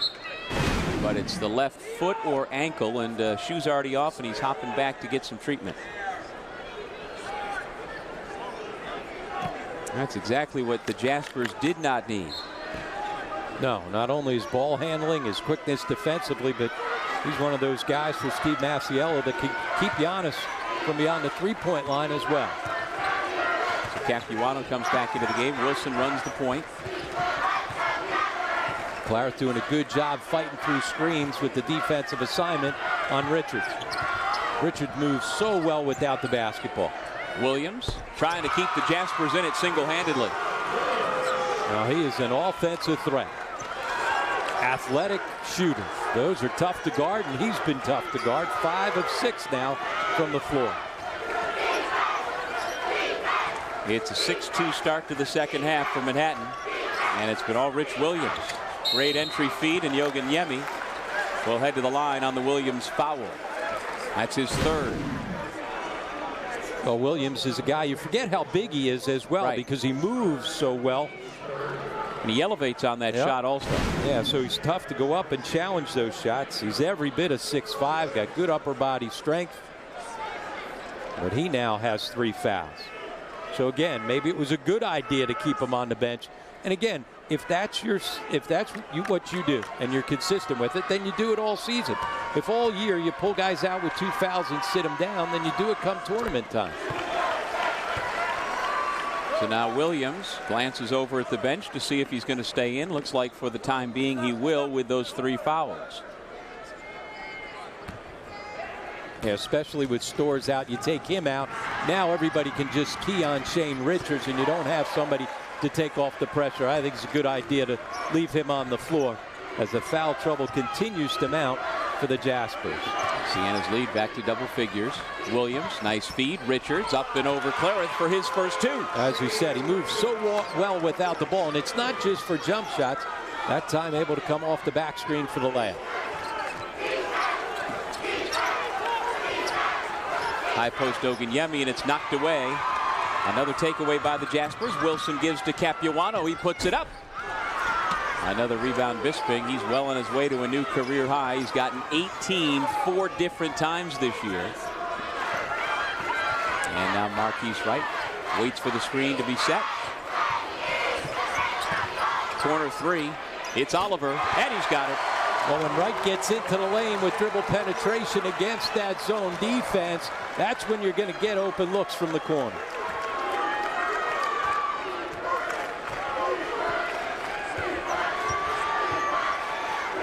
In MAAC tournament history, Siena has won its last 7 meetings against Manhattan.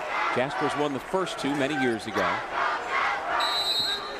Whistling a foul off the ball against Oganyemi as he was tangled up a bit with Richards. Media timeout, our first of the second half, and Oganyemi now has 3 personal fouls.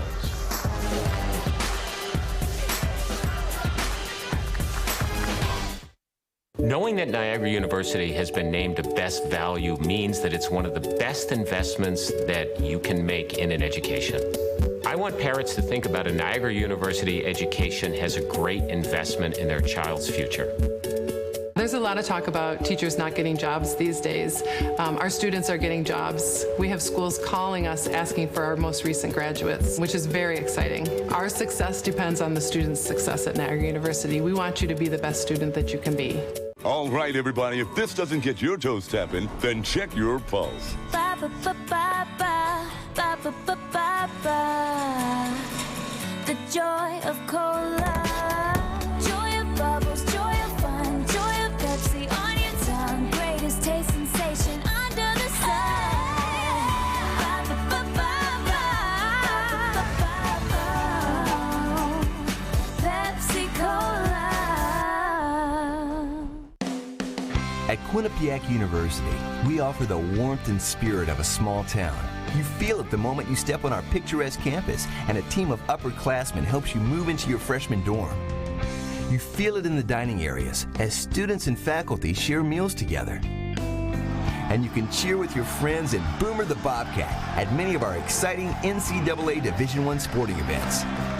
This is Quinnipiac University, where you're part of our community.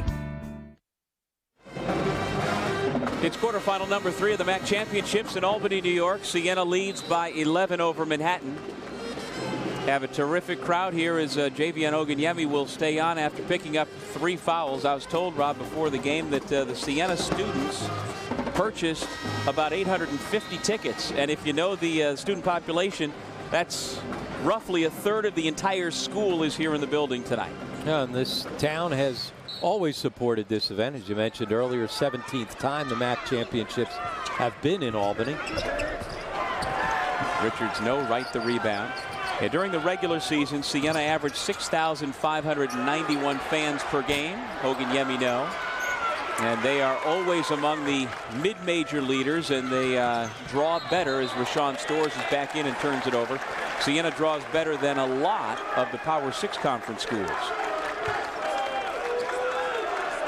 Well, good to see Storrs back out there, and just watching him at the moment, he doesn't seem to be limping much. The one thing about Rashawn Storrs, he's tough. You don't have to worry about that. Yeah, it was pretty clear he was not going to be out of the game long. Just wrap it up a little tighter and let's go. Long gives to Oganyemi. Nico Clarith off to Marquise Wright. 7 to shoot. Wright through the legs. Bounce pass Long. Open from the baseline. Levon Long's been a nice spark for the Saints. Yeah, he's done a good job. And Marquise Wright doing a little bit better job here in the second half. Getting into gaps. Forcing that defense to collapse. And then finding the open guy. Here goes Shane Richards, drawing a crowd. Nice up fake and the easy two. Well, that back screen on a nice diagonal cut, they've got that now twice. 4 points for the fourth leading scorer in the league. Richards comes in averaging 17.3. He was brilliant night before last with 27 against Marist.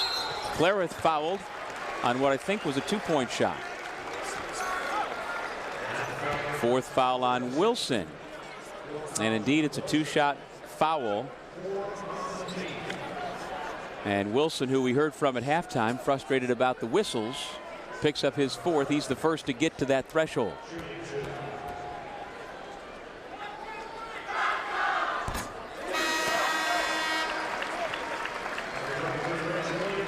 He and Waterman out. Capuano and Williams in.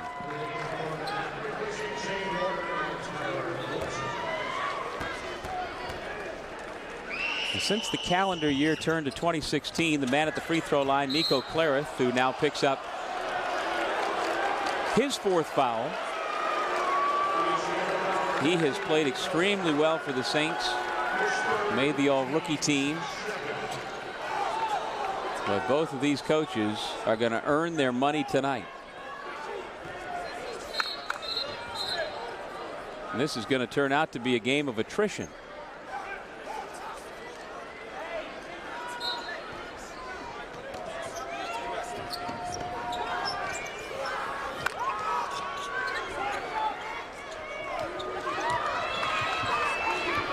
That was the third foul on Nico Clarith. So Clarith stays on the floor. Crawford, Storrs, Capuano, Williams, and Richards in their traveling green uniforms as the number 6 seed. 5 to shoot. Storrs, blocking foul on Long. Yeah, Long bodying up as he's trying to stay with Storrs. Smart play by Storrs to put the ball to the floor and just keep trying to find the contact. 13 foul against Siena, number 2 against Long. It's amazing. He used to be in foul trouble all the time, and here this season he's finally learned to play defense, be aggressive, and not foul. Only game he's fouled out this year, the triple overtime game against Manhattan. First 2 years combined, he fouled out 25 times. And that was in limited minutes. Williams.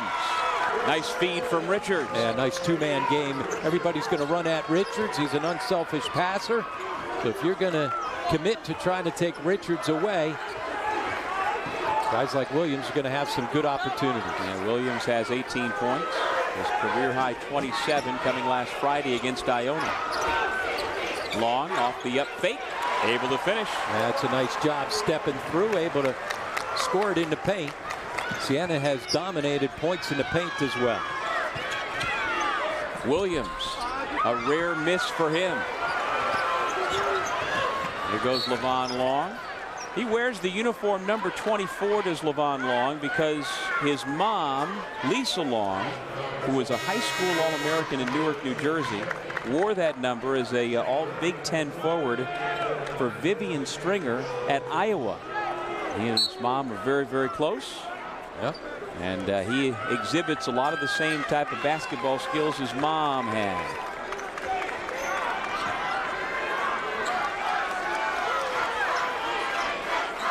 That was the 15th foul here in the second half against Manhattan.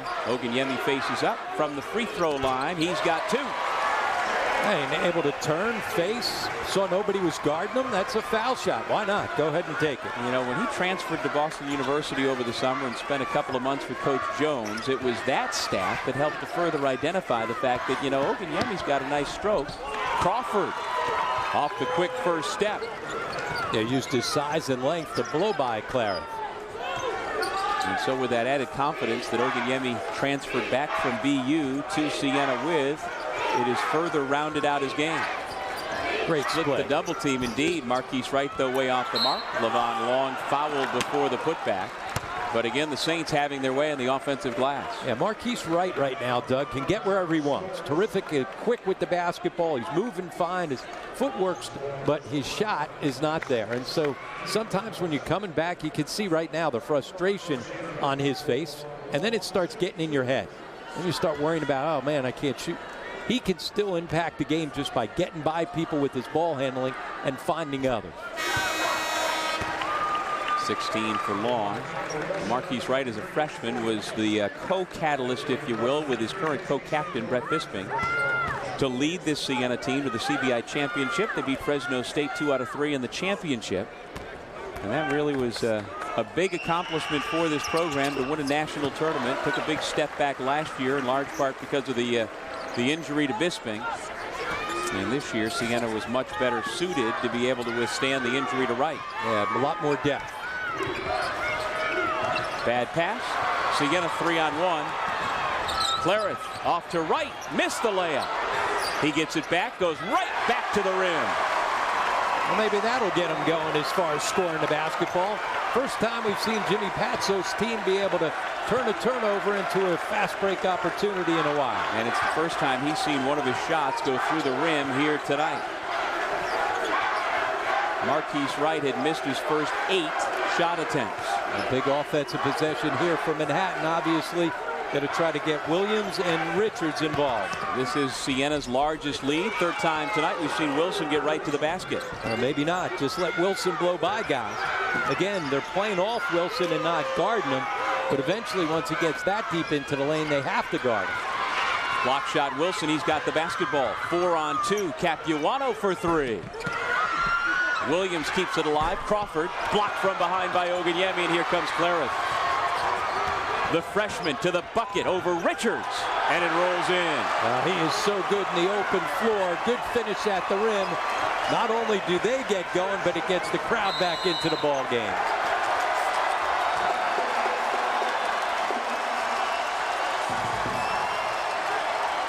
Siena's got its largest lead at 16, and it draws the timeout from the Jaspers.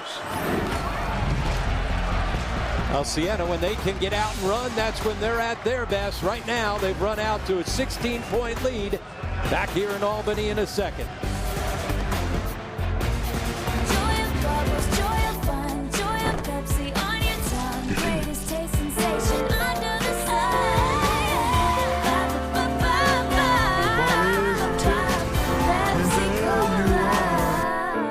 You're running for your life.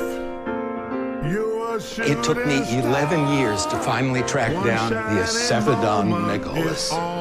Gorgeous, isn't he? One shining moment. It was pricey, but a total bargain compared to this little beauty. A New York man spent $3.2 million on a dead bat.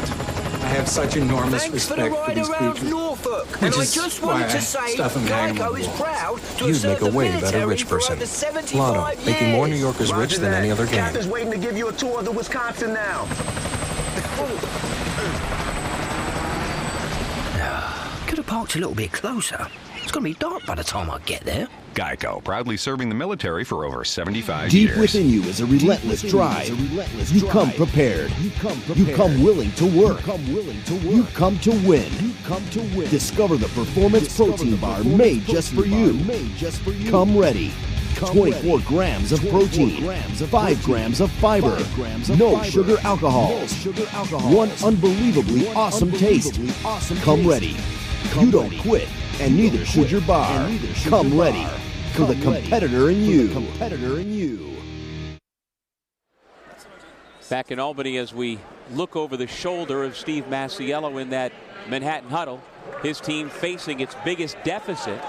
There you see in the Siena huddle, a little more energy. Marquise Wright's facing you there, and he gets a pat on the head from Jimmy Patsos. And Rob, coming off the floor into this timeout, he got a lot of attention as well. Yeah, Jimmy Patsos was running out, trying to pump him up, and then assistant Greg Bang giving him a hug. And you could see his head went down. He's missing shots, but he's got to understand, look, you're just coming back. You missed 15 games. You can still impact this game by driving it, getting into lanes, feeding guys. He's got a number of assists so far here tonight, and he doesn't have to score to impact the game. 5 assists, but those 4 turnovers and 8 missed shots, that's what he's focused in on right now. So Wright back on the floor along with Bisping, Long, and Clarith, as well as Oganyemi, who's got the tough assignment on Richards, who sticks it in his eye. Jabbed off Oganyemi, got himself a little bit of space, and that's all he needs to get that shot off. Well, that's the flip side of it when you've got such good forwards, such good bigs, and there's a carry called on Clarith. That's the right call. It was late. Came Clarith, from... Yep. Clarith was thinking about passing the ball off the dribble, instead put it back down. Clearly a carry. Back to break with an official timeout, 10:35 remaining.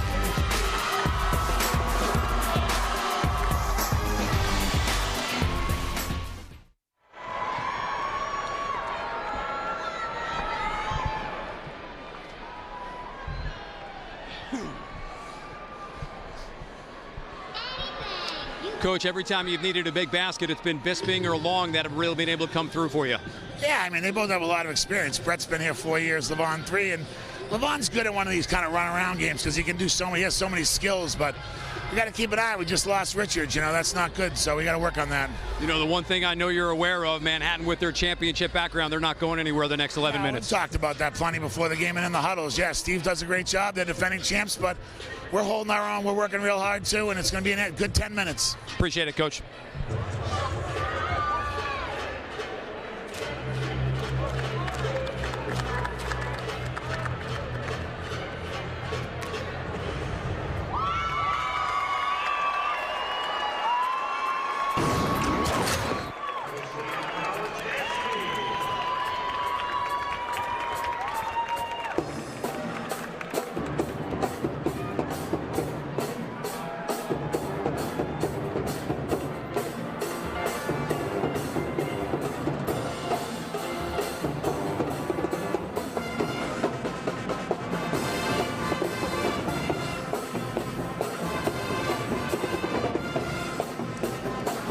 Siena's leading this quarterfinal game of the MAAC tournament, 13. Let's go over to Matt with Jimmy Patsos. Coach, every time you've needed a big basket, it's been Bisping or Long that have really been able to come through for you. Yeah, I mean, they both have a lot of experience. Brett's been here 4 years, Levon 3, and Levon's good at one of these kind of run-around games because he has so many skills, but we got to keep an eye. We just lost Richards, that's not good, so we got to work on that. The one thing I know you're aware of, Manhattan with their championship background, they're not going anywhere the next 11 minutes. We talked about that plenty before the game and in the huddles. Yeah, Steve does a great job. They're defending champs, but we're holding our own. We're working real hard, too, and it's going to be a good 10 minutes. Appreciate it, Coach. Rob, do these back-to-back timeouts benefit one side more than the other? Well, yeah, the team that's on the run, it isn't to their benefit, and that was Siena. So I think for Steve Masiello to get these back-to-back timeouts, a little bit of time to regroup. Now coming out of that last timeout, they got a good look from Shane Richards, and Coach Patsos said, we lost Shane Richards. I'm not so sure they lost him. They just had Oganyemi, who was out there and really can't defend that far out. Well, he can, but again, the jab step got him off, because we've seen Richards put it to the floor a couple of times to try to go by Oganyemi. That time he was able to jab, get him off, and create the space for the shot. Well, Bisping and Oganyemi give you mismatches inside, but when you can get them out on the perimeter defensively, perhaps they can take advantage. Kick ball, and it'll stay down at this end. Well, Clarith came out and challenged Richards, but then he didn't turn and block out. And that allowed Richards, the first guy to the basketball, to keep it alive for Manhattan. Here's Richards, guarded by Clarith. Capuano picked up by Long.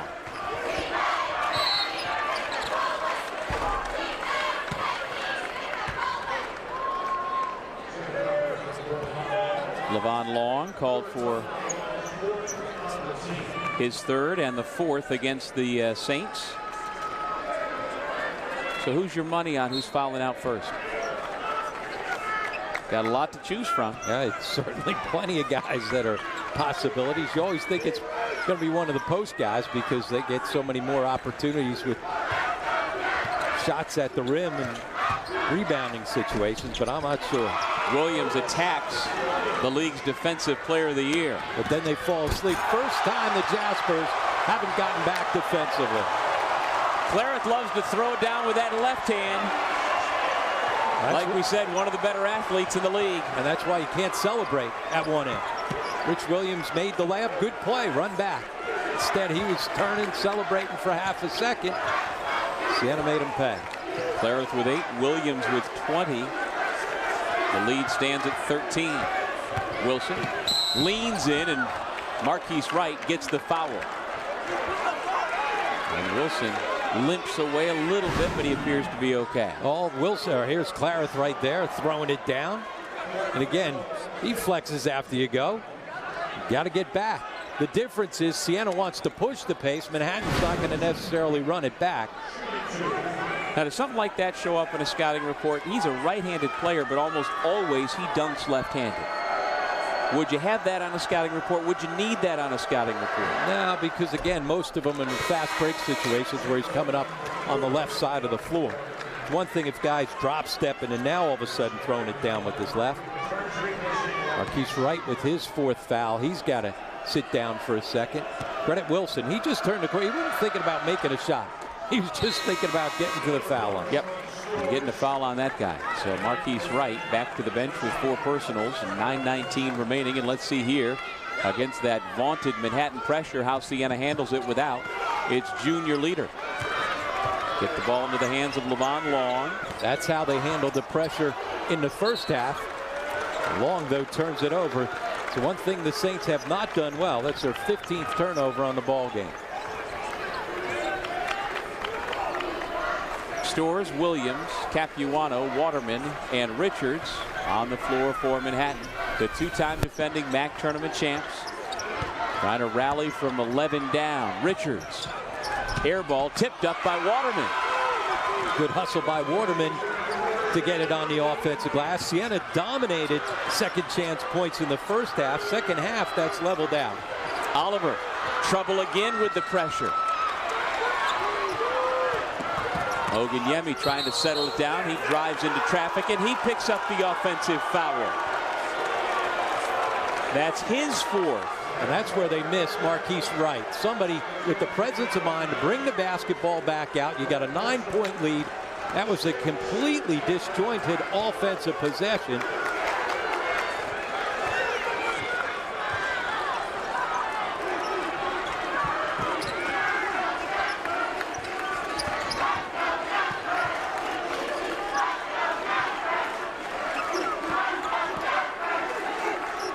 .15 to shoot.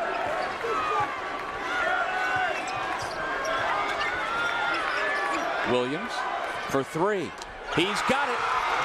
And much like Shane Richards, it's the jab step that gets the defender off. Oganyemi with the tough assignment once again out on the perimeter. Lead cut to 6. Long kills the dribble off to Clarith. And Manhattan's got the momentum right now. They sure do. Oganyemi left open from the high post. He's got 2 and a timeout called by Patsos. Oganyemi's reached double figures. Siena just trying to hang on despite the foul trouble. 70-62 a few minutes ago. The lead was 13. It's now down to 8.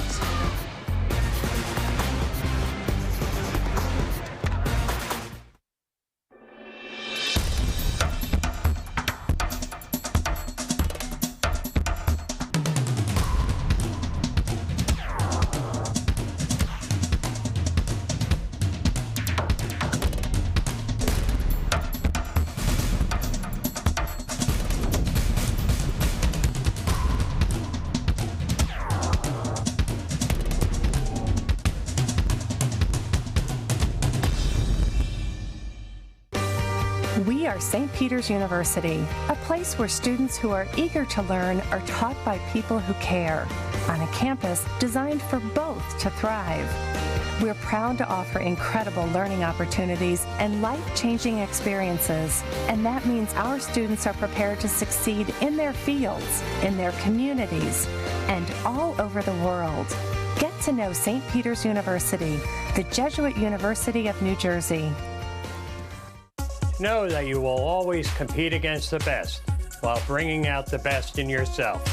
To know that you are joining a family with a rich history in both academics and athletics. To know that you will become one of the future leaders of tomorrow. To focus on one goal, graduation.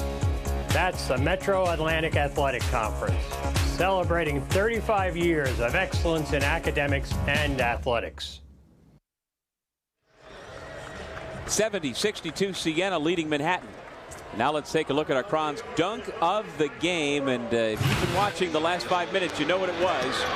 Going southpaw, Nico Clarith. Well, out in transition, one of the few times that Manhattan's allowed guys to get behind them defensively, and Clarith makes them pay. It's been a relatively quiet night offensively for Clarith. He's among the many with foul difficulties. In the calendar year 2016, he's been averaging 15.5 points per game. He's got just 8 points, 4 rebounds, and 5 turnovers so far tonight. Yeah, the turnovers really mounting for Siena. One of the reasons why Manhattan's gotten back into the ball game. 16 forced turnovers from Manhattan's defense. And Siena's got Marquise Wright back on the floor playing with 4 fouls. Waterman blocked by Ogunyemi. That's 5 block shots for Ogunyemi. And the ball will stay down here at this end with the Saints. There's number 0 from nearby Troy, New York, just across the Hudson River from where we sit here in Albany. Long into Clarith for 3. Good closeout by Capuano. Ogunyemi just throws it up on the backboard. Siena's going to have another shot clock. Ogunyemi tries again. Which way will the call go? It's a blocking foul. And so Ogunyemi will go to the line. First time in a long time the Saints have gotten extra opportunities off the offensive glass. Had 14 offensive rebounds in that first half and just 2 prior to that possession here in the second half. Ogunyemi missed the first. You see Siena and Monmouth dominated the major awards given out yesterday. Ogunyemi at the line as the defensive player of the year, also pretty good on offense, averaging over 15 per game. The freshman Wormley comes back in, replacing Ogunyemi. So he sits with 4 fouls. Wright plays on with 4 fouls.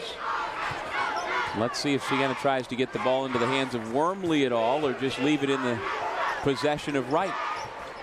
Into the corner. Capuano. Williams drives around Wormley, and Wright steals the pass. The way to drop to the leather of ball. Good burst of speed, lost it out of bounds. Siena will keep it. Great pursuit by Rashawn Stores to break up that fast break. Quickness and defense at one end from Marquise Wright, and on the other end from Stores. Williams goes out. Perhaps a little defense offense here. Give Williams a blow and protect him from picking up another foul. Bisping off the inbound. Terrific look from Levon Long. Yeah, good execution. He came open. Nice bounce pass to find him. First time we've called Bisping's name after his monster first half. It's nice when you got a guy like Long that can be your guy to inbound the basketball.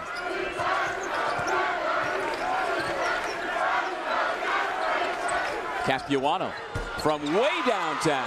They had an opportunity on a couple of threes in transition. That time got an open look and finally converted. It's back to an 8-point game.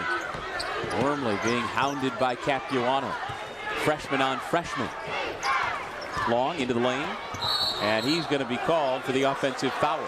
He just got himself out of control.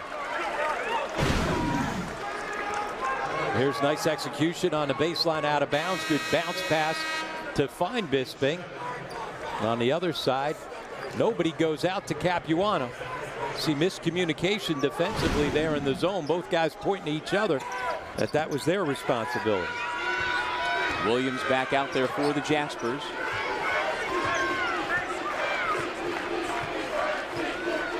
Play call comes from the sideline from Coach Masiello. 15 to shoot. Screen set by Williams. High post Crawford. Looking for a cutter. Nobody's there, and he winds up traveling. Yeah, good solid defense by Bisping to move his feet.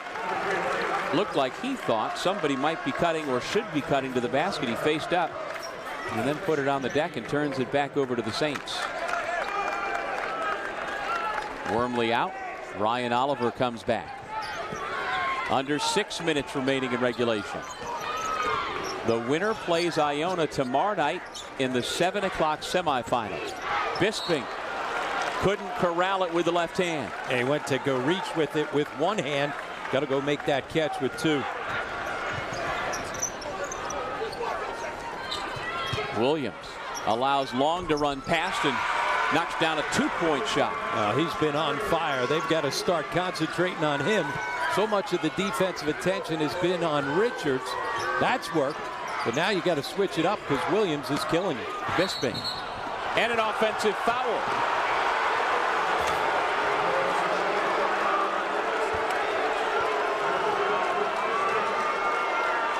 Crawford stood his ground, and Bisping, amazingly, that's just his first. And again, there's the defense clearly sliding under. That is not a charge. And most of the time nowadays in college basketball, it is difficult to get a charge. And we've had a bunch. Yeah, 9 out of 10 of those in college basketball are blocks. That one was a block.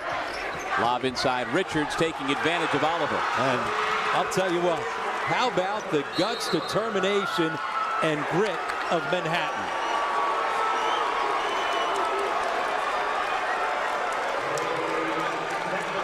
A technical foul's been assessed to the Siena bench.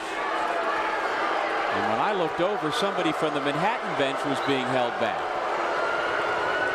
So tempers are really picking up here late in this quarterfinal game as the Jaspers have pulled to within 4. Oh, with so many foul calls, so many whistles, not surprised that both benches are up in arms. No doubt who's going to be at the free throw line on the technical. It's Shane Richards. Wow. That doesn't happen very often. 86%. He'll miss a few, but not that short.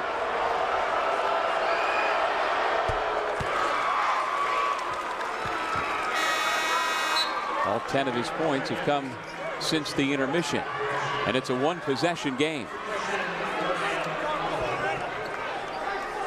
Siena's largest lead was 16 points at 64-48. And then again at 66-50. But the momentum has favored Manhattan ever since.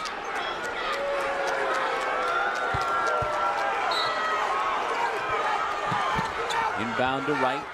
He's got Capuano with him as we wind down to the 5-minute mark. The Saints got to get going offensively. One of the ways you stop runs is take care of the basketball and get good shots. Clarith glances up at the shot clock. Now Wright directs traffic. Clarith. Ogunyemi spins to the basket and puts it in. Back to a 5-point Siena lead. And that's what Siena's got to do. They've got to try to take advantage of their size advantage. Pound the basketball inside and start getting after it on the offensive glass.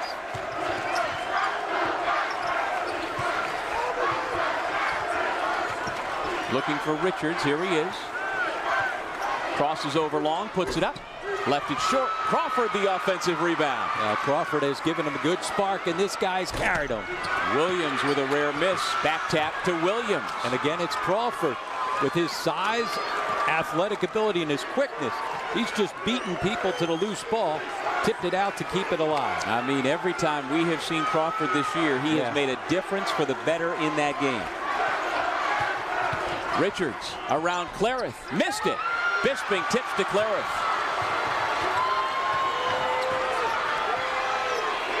Clariff gets it to Long, and now Siena settles into its half court.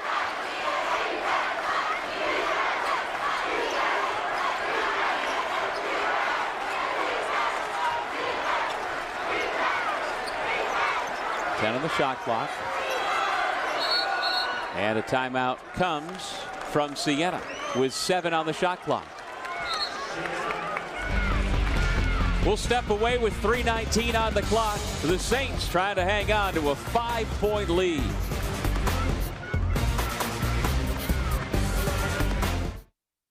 All right, everybody, if this doesn't get your toes tapping, then check your pulse.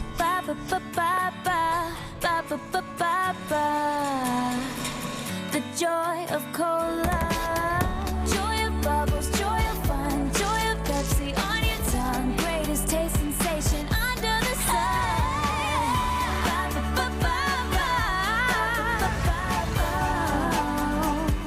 Pepsi Cola.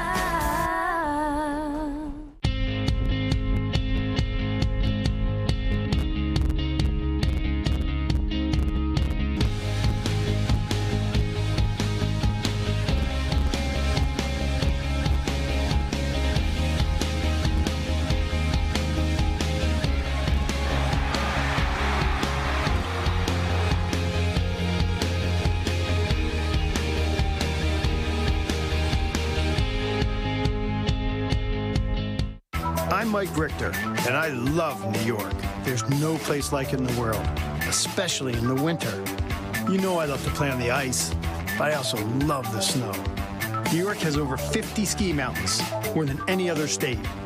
So carve some turns, catch some air, or snowmobile in a state with over 10,000 miles of trails. New York State is a winter wonderland. So plan your trip at iloveny.com. There's something for everyone. They're the banners for the last 2 men's basketball championships, owned by the Manhattan Jaspers. But they are in danger of having their season come to an end if they cannot rally from 5 down here on Siena's home floor. And they've rallied so far to get back into the ball game. Big defensive possession, timeout taken in that possession. Siena just couldn't get anything going offensively. They've got to get Bisping into the center of that zone defense. They've got to flash him up to the high post because he can shoot the ball, pass the ball, and he's going to put some pressure on the defense. First half, Bisping had 16 points, 12 rebounds. He's had 2 points and 2 rebounds in the second half.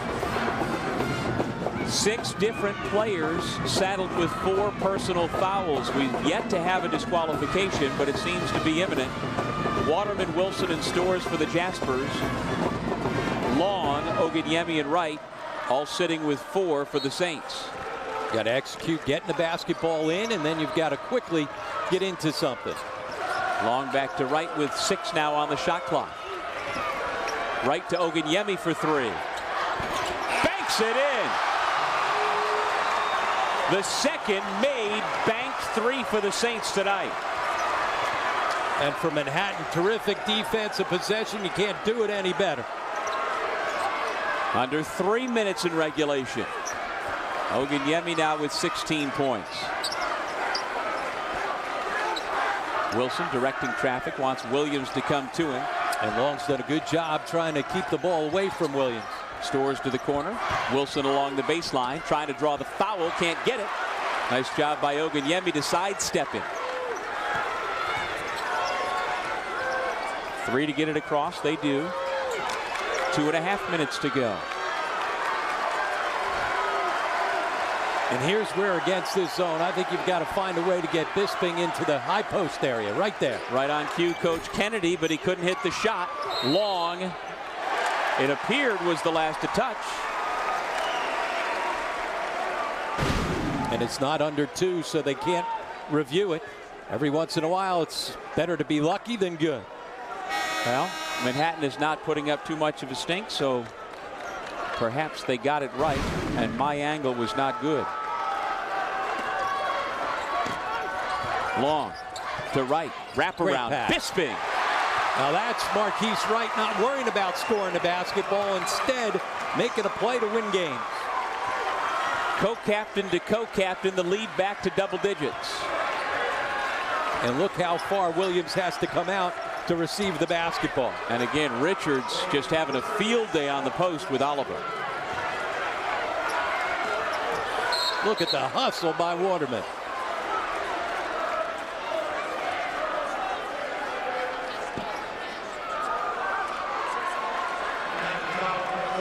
And it appears that Waterman has been called for the foul, and that is his 5th. So he is the first to go.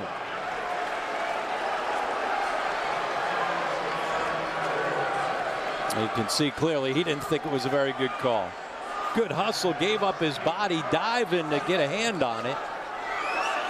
But he got body as well.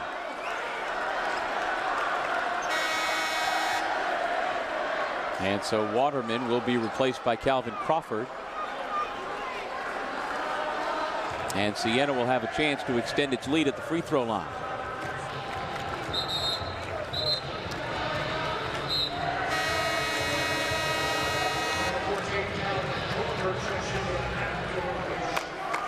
Now, if you're Steve Masiello, when you get the basketball back, is it all about putting up three-point shots now? No. If you can get open looks for Shane Richards at the 3, absolutely. But no, you've got to score, get up into full court pressure. They've got to force turnovers. Oliver, a 55% foul shooter. Yeah, which is hard to imagine considering he shoots it at over 40% from beyond the three-point line. And Coach Patzos credited Oliver with the way he has stepped up this year as a senior when Marquise Wright went down with injury. He's now got double figures, does Oliver. He'll go out. Clarith back in.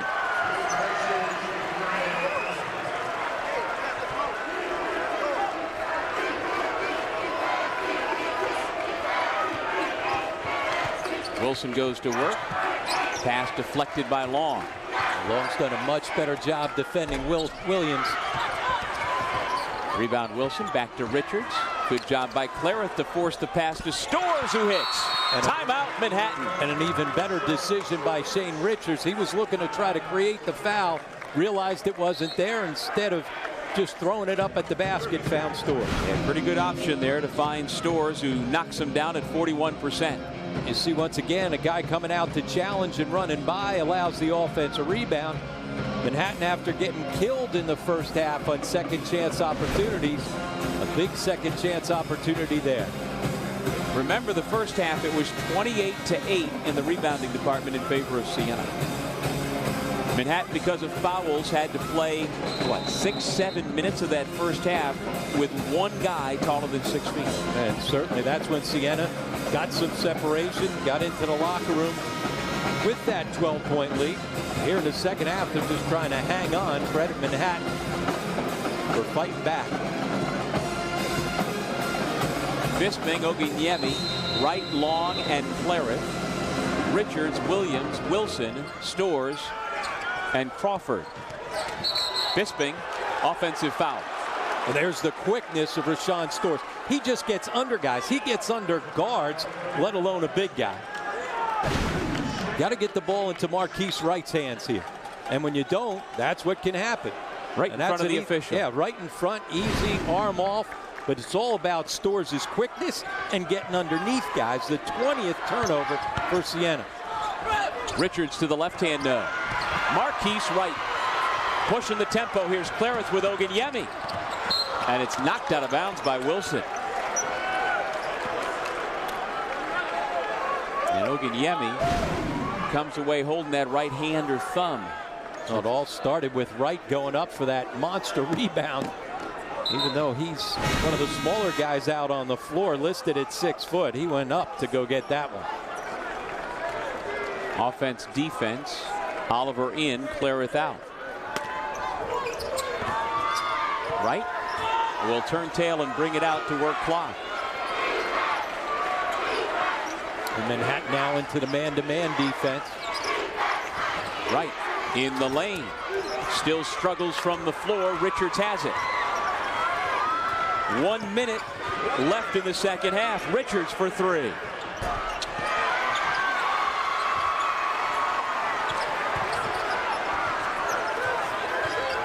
And the Jaspers are going to try and commit the foul. Richards reaches in, doesn't get it.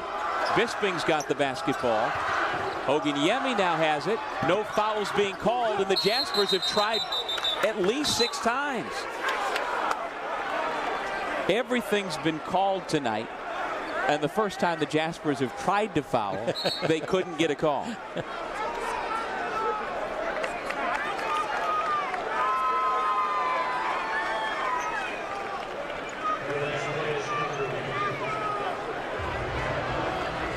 Now, they could have chosen pretty much anybody in green on the floor to give that foul to, and now they're reviewing something.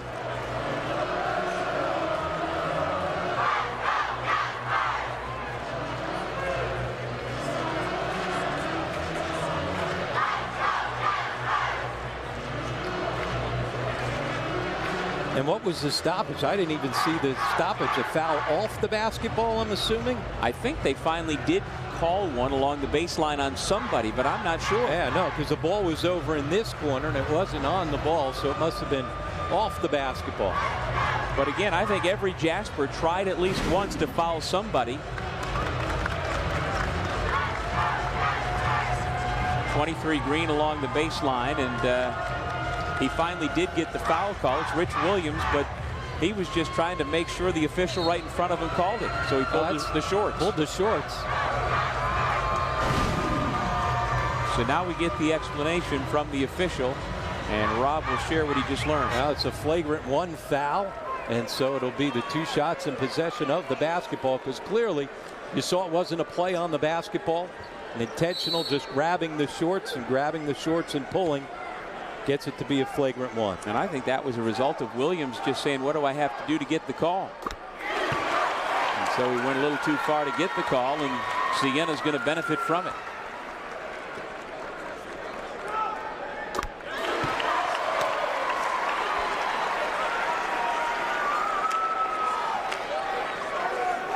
Sean Storrs telling his teammate Rich Williams to stop talking to the official.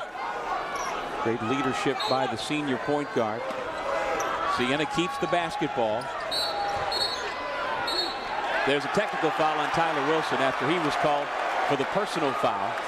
Well, this is where you got to be careful, and you got to just keep emotions in check. The Manhattan team that has shown great grit, determination, and toughness to fight back into this ball game. He's trying to keep the ball out of Marquise Wright's hands, and clearly he pushed Marquise Wright, and then reacts like that right in front of Andy O'Brien. Nothing you can do.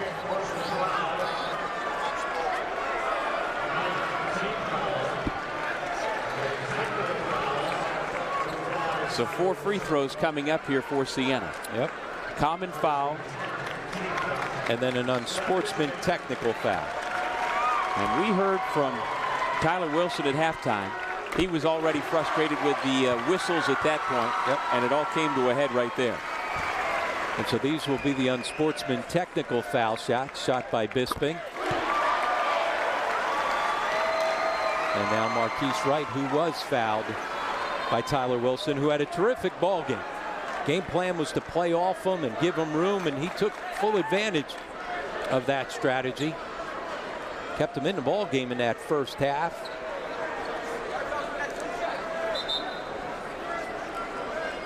And now more discussion over at the scorers table with the 4th official who sits courtside as an alternate.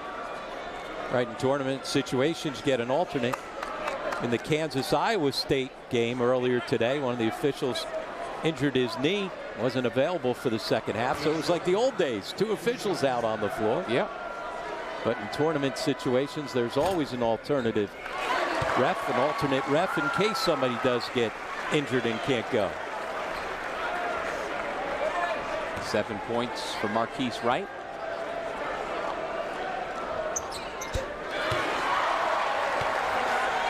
The Jaspers facing the end of the line. But it's a terrific run. This senior class, led by Rashawn Storrs and Shane Richards, have played in 3 consecutive MAAC championships, winning back-to-back. Not going to happen here tonight, but a terrific run from that senior group. Long the foul, no doubt. They've been to 2 NCAA tournaments. and have represented Manhattan College there in Riverdale, New York extremely well. But the 6th seed here tonight has not been able to keep up with the 3 seed. Long out after his 2nd disqualification of the year, both coming against the Jaspers. And so Williams will shoot 2.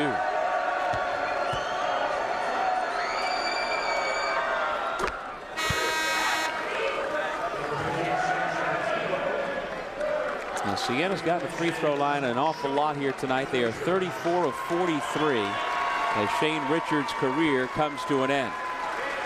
No other Division I schools offered a scholarship to Shane Richards except Manhattan. And there is great love and appreciation going both ways there between the player and the coaching staff. And not only the championships, he'll be in the record books as well. One of the top 10 scorers in Manhattan history. Over 1,460 points coming in. Let's see if Rashawn Stores will get his opportunity for an ovation. Now Jimmy Patsos going to work on getting some of his bench players into the game. And here it looks like Rashawn Stores hugging everybody, all of his teammates, a tremendous leader, one of the best leaders in the 35-year history of this league. He'll get a nice round of applause from the folks from New York City. That's the thing about both those seniors. Not only terrific players, but 2 great leaders.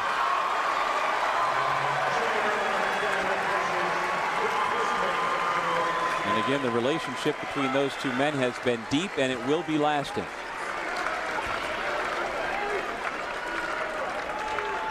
Jimmy Merrill, the tallest Siena Saint, a walk-on from nearby Rensselaer, New York, into the game. And Cameron Gottfried checks in. Bisping gets some refreshment on the bench.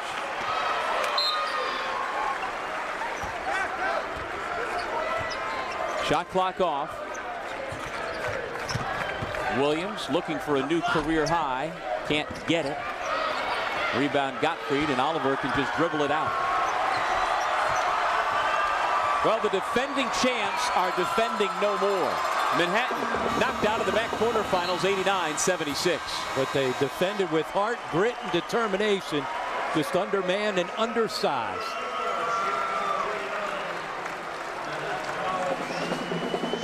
So it'll be Siena against Iona in our 2nd semifinal game tomorrow night at 7 o'clock here at the Times Union Center in Albany. And Jimmy Patsos' club should expect another big crowd, probably a bigger crowd tomorrow night.